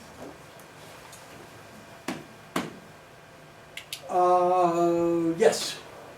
Okay. Jean Marie McLean, 71 Ridgecrest. I had asked if you addressed concretely, regardless of who comes in and in what kind of unit, the substantial increase in population and our current infrastructure. You mentioned infrastructure changes, you didn't specify what they would be. I would like to ask you to clarify what you have in mind. Do you intend to propose that we now expand the sewer system that they just upgraded? I need to ask you what infrastructure changes you visualize and what you will do to address the current gridlock that we have in this town. And I think it's great, again, that we have housing for disabled. You just said the state is frowning on units that are just for the disabled.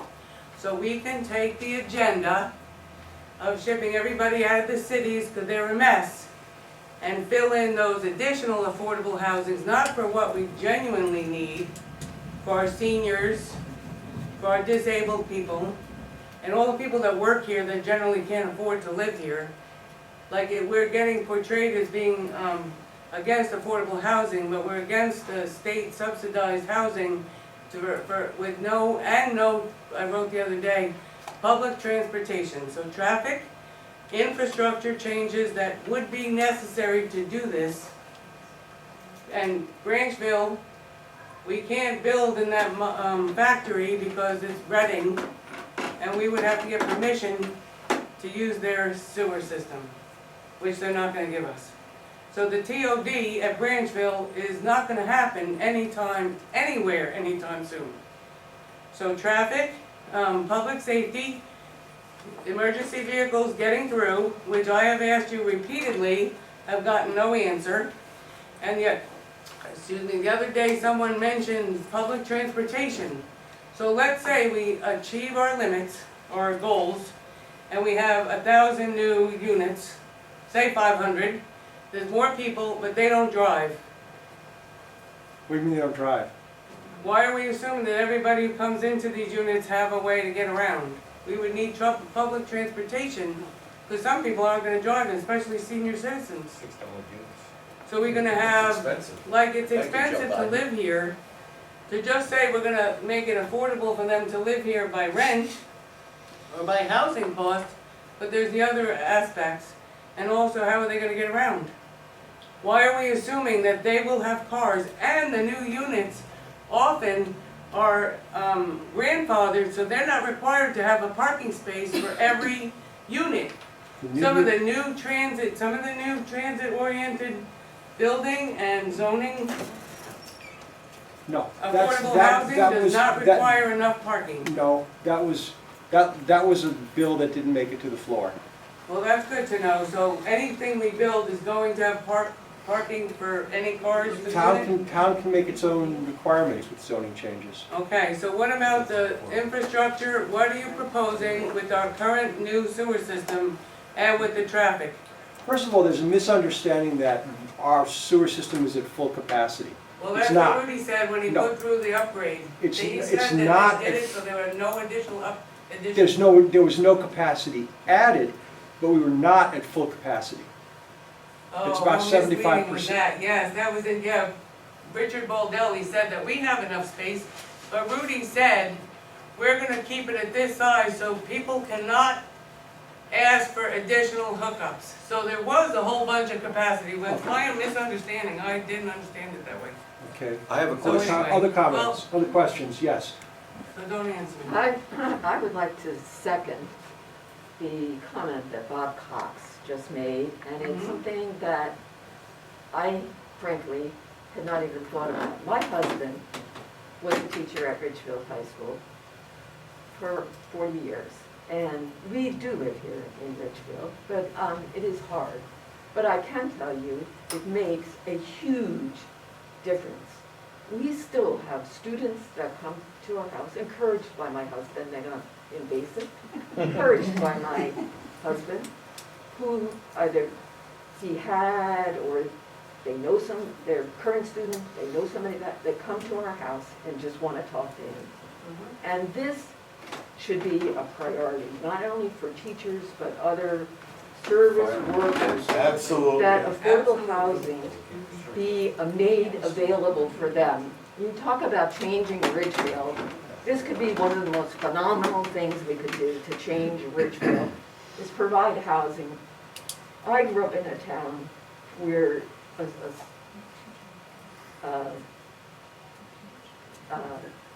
I grew up in Newport, Rhode Island, which then was a very small city, not like it is today. And it's an island, and it was extremely important that the teachers lived there in the community, because our outreach to other places was very limited. So the teachers became the students, the young people's outreach. That would be wonderful. And if we do anything in this plan, Bob Cox, I think you just came up with the gem that we prioritize or somehow make it so that teachers can live in this town. And just so you know, And by like, law.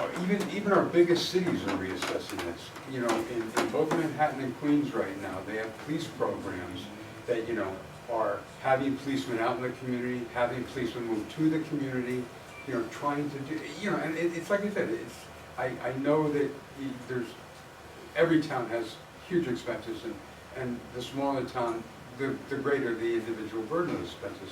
But it's like, I almost got killed in an auto accident once, and the guy that was there to give me CPR was Mickey Grasso. And you know Mickey? Okay. Mickey went to school here. Thank you, Bob. Thank you. I have a question. Sir. I'd like to make a couple comments here. Your name is Mike. Mike Fisher, 26 Worcester Street. I moved to Ridgefield in 1974 after I took a job in Stamford, Connecticut. I will agree with the statement that back even 50 years ago, companies had trouble hiring people in Fairfield County. It's been the problem because Fairfield County has always been one of the more expensive places. So I took the job in Stamford, Connecticut, and then I set out to find a place for my wife and my twin sons to live. And I kept looking, and I finally came to Ridgefield because it was the first affordable place that I could find. Now, since then, my two sons have grown up, and they both live in Ridgefield. So I'll argue that from tiny acorns, large oaks grow. So to me, it's extremely important that the town continue to be affordable for young families starting out. And we don't quite have, I think, what we had back in 1974 to make that happen. So I think the work of your commission and the Planning and Zoning Committee is extremely important to the future of Ridgefield. So my view of everything you do should be to achieve the vision statement that you listed. And if it doesn't achieve the vision statement, then think about it some more and find out exactly what will. So I moved back to Ridgefield in 2018. And what I've become a big champion of, at least in my own living room, are accessory dwelling units. And so my issue with the statements around accessory dwelling units is that, in my view, they should be promoted by the town of Ridgefield, not just your commission.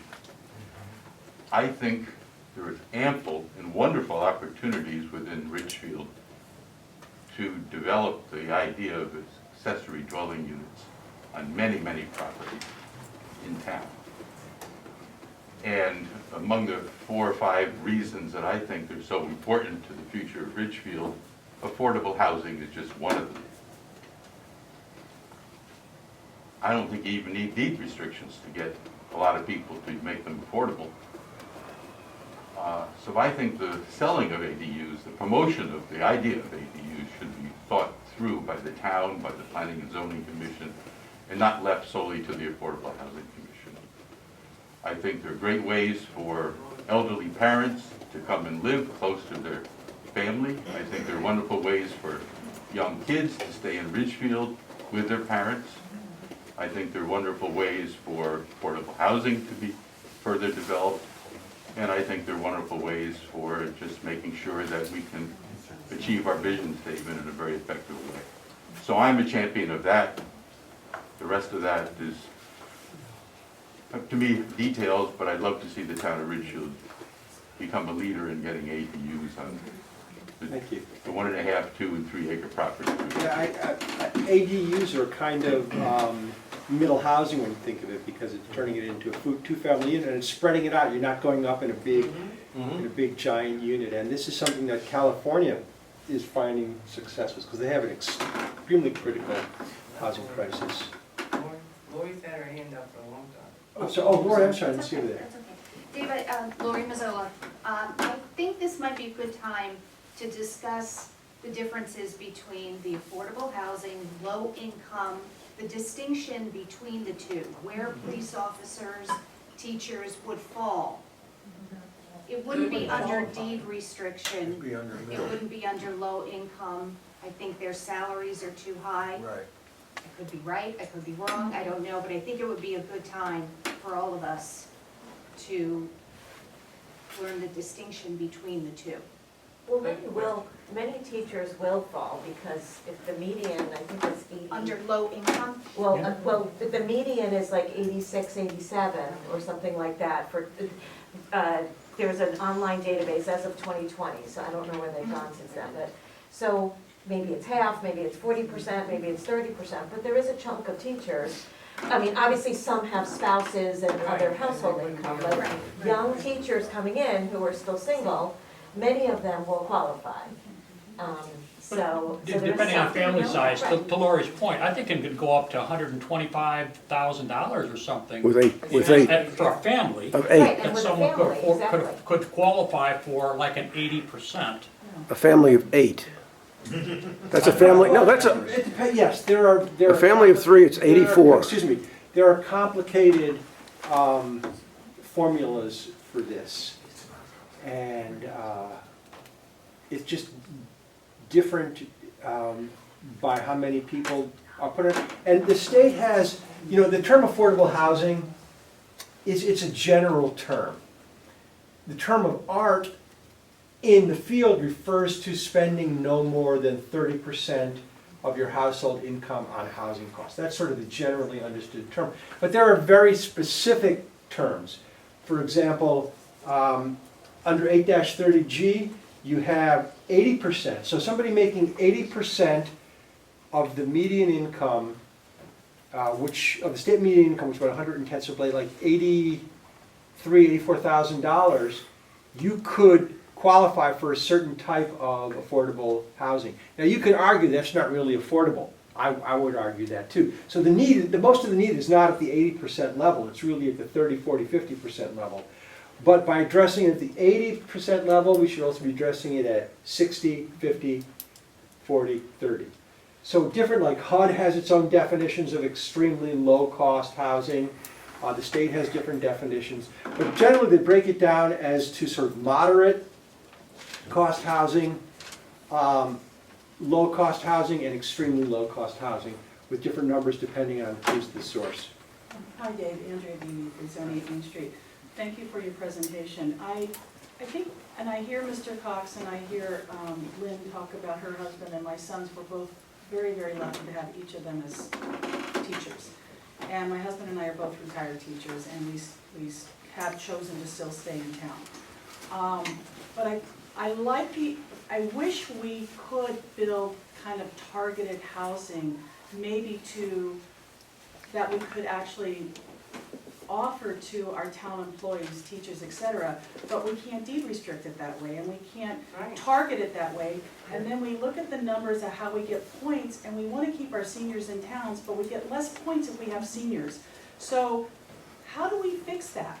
How do we, as a town, fix that? Because we want our seniors, we want our retired teachers, we want our firemen, we want those people to live in town and be a community, just like people were talking how you had the beat cop on the street and all of that kind of stuff. Years ago, several years ago, we had police that would walk up and down Main Street on a weekend on their bicycles, and they would stop and talk to people, and it was like, this is great, but now they're not there anymore.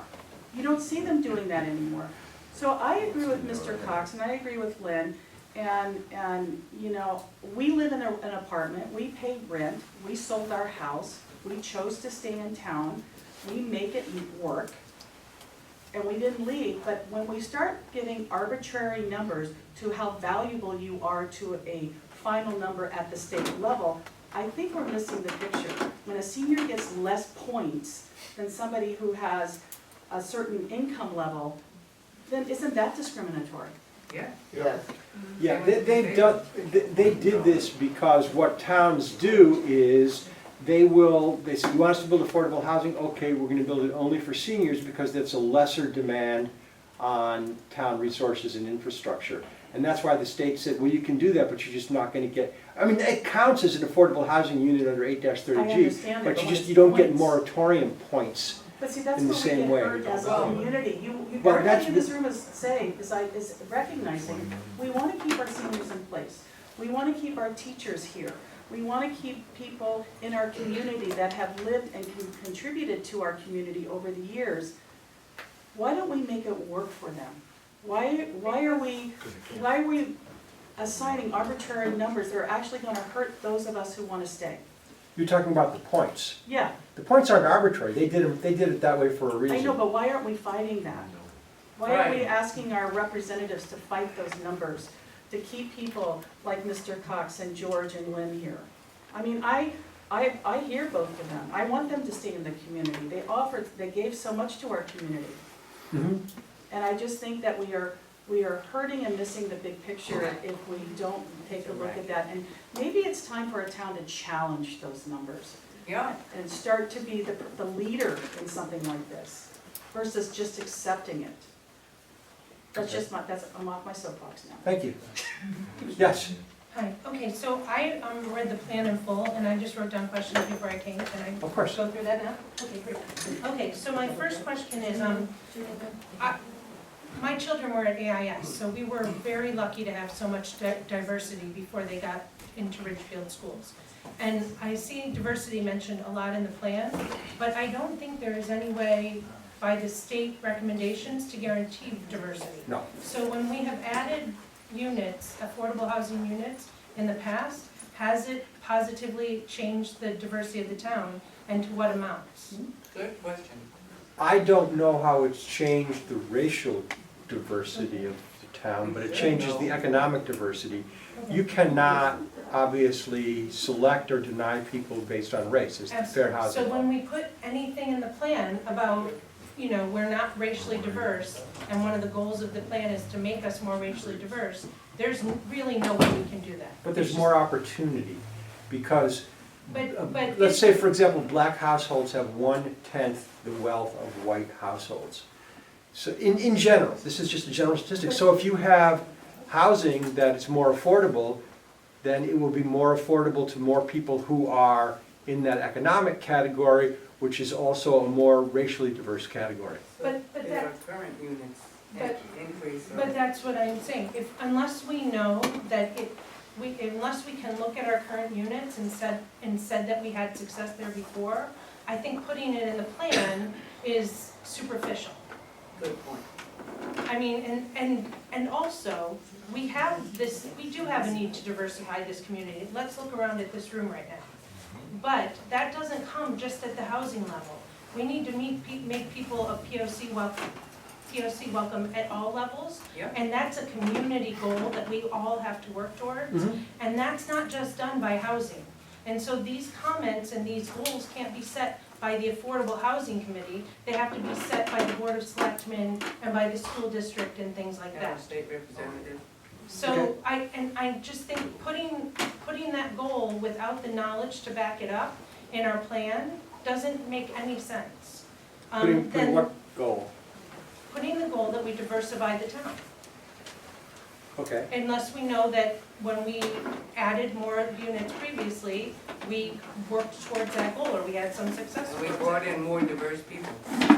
Okay, and then the waiting list. I'd love a clarification of our waiting list compared to other towns. I have a friend whose mom just tried to get into affordable housing in Westchester and had to go all the way up to Patterson to finally, and the waiting lists were the same. So I don't actually think our waiting list is that egregiously long compared to other communities. That may be the case, but it's egregiously long in general. Right. Okay, It's egregiously long anywhere. But, Just, if I may, it's after 12.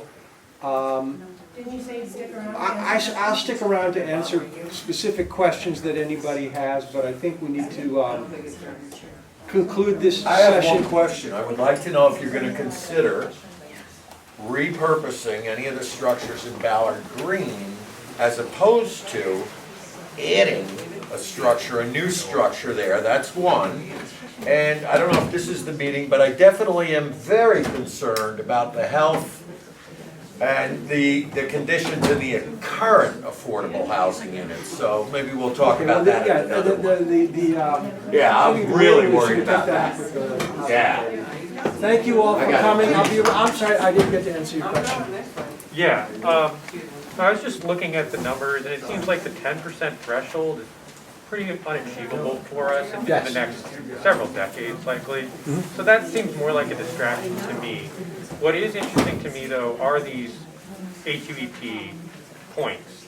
And I think the point is well taken that that point system's not well suited for our town, simply because we have a lot more elderly people who require affordable housing, and to have their presence discounted by that point system, I think, is inappropriate. But my question is, even if we pursued those who have, we still need a lot of them. We need to be running quickly to qualify for that, what is it, the moratorium? Is that right? I mean, how realistic is it that we're gonna be able to achieve enough points through that moratorium? And how well aligned are those who have points to our goals as a city? Like, are we on different paths and then we're kind of treating those who have points as a distraction and we're just gonna pursue our plan? Or are we trying to cater our plan to that design? Like, Well, that's a really good question. We're not the 8-30G committee. You know, Right. we're focused on creating But housing you're for impacted people by who it. need it. Right, and we obviously want to get the maximum credit that we can get under 8-30G because that law hangs over our heads. but if that's counter to the needs of the town, then I would encourage you, like the lady said, that lay out our extenuating circumstances and say, hey, maybe we should be getting 0.8 points instead of 0.5 for elderly because. They tend not to work that way. What they did decide, though, is if 40% or fewer of the units of a development are for seniors, then you get an additional quarter point per unit, bringing it up to 0.75. Okay, so that's where the mixed, okay. Yeah, they make it very complicated. Yeah, it seems like we're trying to shove a lot of puzzle pieces together that don't necessarily always fit. But our main goal is not to beat back 8-30G, but to create affordable housing our way. Okay, that's kind of what I was What wondering. are the odds of getting them to count those older units towards the moratorium? Like, There are no older units in town that would be counted towards the moratorium. I guess what I wasn't explaining clearly. I mean, the ADU ones, like. If I have a house, Fine. if I have a house that was built, my house was built in 1964. Mine too. And if I add an ADU, if I convert a part of my house to an ADU, that's a new unit. It's No, I mean the ones that already exist that could be then deed restricted. There's only a handful. Oh, There's 400 illegal ones. illegal or legal? Yes, illegal. Really? And if we could get those in, those would be counted as new units because they would suddenly become affordable units. So couldn't we have you addressed some of this? I assume you know where those units are, but let's say you do, can't we proactively propose to people, say, you know, what if you offer amnesty, they've been illegal, say, okay, can you consider this and here's why? Like, I feel like we need to be more proactive. Yeah. 30, 70 split. And then the same with the, shoot, I forgot what I was gonna say, sorry.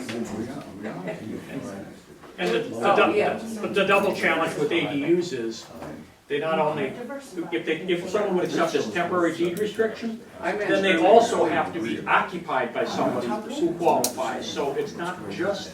So wouldn't the housing authority, so somebody, Dave said the other day, the Ridgefield Housing Authority, so I assume that if I made an ADU in my house, I would have to use the housing authority to find the right tenant. No. But it's private. Yeah, It's well, private zoning. But it's deed, but it's an affordable. But if you were to get the deed restriction, then there would have to be That's what I some mean. process that planning and Yeah, zoning, that's what I mean. planning and zoning would Right. require that you guarantee that person fits Right. the You criteria. have to file a yearly affidavit. There's a yearly affidavit. And like, so, in like all, in the in-town housing, like he said, I thought it was a good idea, like, can we go up, can we use current bills, what can we do with what's current? But to take some of the zoning that's maybe currently zoned for what, you were saying, change it in town, but people who already bought on a 1 acre zone shouldn't be expected to change to a quarter acre zone. Well, the way you were saying, to change some of the in-town zoning to accommodate the affordable housing. Well, let's say I have a house on an acre, and it's one house, and now I can have up to 3 houses on the acre. That doesn't mean I have to do it, it's entirely up to me. No, but I mean, they would have to get an approval. If it's a 1 acre zone, 1 acre zone, I see what you're saying. Right. like I live in a 2 acre zone. Right. So the guy on New Street, he putting 3 houses, at first I thought they were affordable, but they're not, they're just So houses. one's affordable. So, oh, it is? Yeah, he went under against 30G. So there is one, so the actual house is affordable. So you can have mortgages and houses. If you were to say. See, I was thinking too, of apartments only. No, it's what happened up on Great Hill Road as well. There was a homeowner, I think it was the same builder, right? CB, yeah. Who took a property and built 3 houses on it. I don't see a huge problem with that except for the density. Like if you should be able to do what you want, but you're supposed to follow the zones that exist. So I didn't know you could build houses under 830G. Well, I thought you just built you're supposed to follow the zones that exist unless you're under 830G. Yeah. And that's what allowed him to get 3 homes on 1 acre. Yeah, I didn't want acre. old homes were Right. But that's the even benefit included. of having like a middle housing transitional zone, because then you're saying, okay, we can do that, but you can only do it here. Right. You know, where the density of town begins to thin out, I so you have a agree, more yes. natural. But then we need incentives for people to want to be in that zone. And that's the notion of trying to create a trust fund that allows, an appropriate body to say, what things do we want to incent? And ADU tax breaks might be an example of it, right? Then that might raise taxes for the rest of us. I'm Well- not a millionaire, so. Well, but the notion is if the fund generates the tax breaks and the town doesn't change its taxing, then there shouldn't be an impact because of that, So the right? fund would replace the The fund difference. would, that would be one Theoretically. notion, that'd be a notion, It's it's, something that the fund could do. Well, I don't agree with that, the state doesn't. I appreciate your efforts. There's no free lunch. no, there's not. You No, know, I mean, I think free 830G, I live in 830G park. There are 5 units in my, so who do you think pays the difference?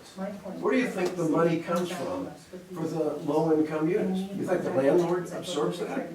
You think that I have a more affordable place? Sure. There are no, and I'm not complaining, I'm just saying, so much of this is really terribly misleading. When Mrs. Noyce or Mr. Cox talks about teachers, I mean, you raised a good they point. make $100,000. Most of them, I mean, the initial, The people who come in teaching at the beginning, if they don't have a job in the summer, and they don't have a working spouse, might, but very few of them would qualify. And for you to allow someone to say, this is going to help teachers or police, is really, I mean, you ought to just say, it's not gonna, that's a problem that we have. We should try to make the town more affordable to more teachers. But low-income restricted housing is not gonna do it. Well, one thing, and Dave, I don't know that we've talked about this as a committee, but kind of to the point you're making, and some of the other plans that I've read, there's nothing wrong with saying our goal is to increase affordability overall in housing. Not simply to try to address that which counts for the whatever rules. I mean, that is a broader goal. And I'll give you one other one that I think we should put in our plan. I mentioned it at the last meeting that you were at, which is, at least I think I did, the naturally occurring affordable housing. We obviously have some. So right now, if we're at 3% of what, of the 10% goal, the reality of it is because of existing housing stock, we might have another 2, 3, 4% that qualifies maybe on price, doesn't qualify based on who lives there, but at least we ought to make that statement, right?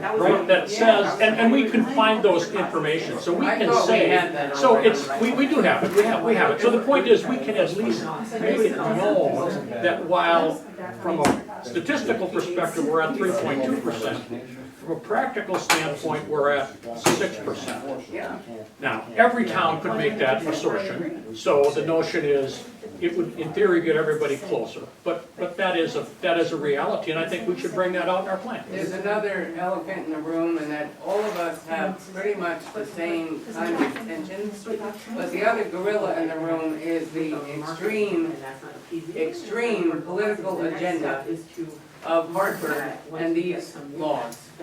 And everybody thinks it's pie in the sky and let's get, seniors and disabled people. That's what we all want, and that's what we're all working towards, but nobody's acknowledging that there is a higher agenda here. Well, but It's like desegregate Connecticut. and I don't dispute that at all. Yeah. I'm not a fan of those I'm not laws, saying I that. don't support them. I don't believe that agenda is present in this plan. There is nothing about this plan that says, support, what is it, 1024, state, that's not there. And I for one, wouldn't allow it here. I wouldn't want it. And I'm not sure many on our committee would want a proactive statement that supports those things. What about, I don't think this lady's really dominated. I have a lot to say, and I haven't had a chance to say any of it. 830G is totally arbitrary, it's completely capricious, it was set 30 years ago. It was set at 10%, why 10%? Because that is the poverty rate for the state of Connecticut. 10%, that's the poverty rate. So that's not why it was done that way. Well, it matches, maybe it's just convenient, but it matches the poverty rate. We have a 3% we have a 2% poverty rate, and 3% of our housing is low income restricted. So we are one of 70 towns in Connecticut that has a higher rate of low income housing than it has poverty.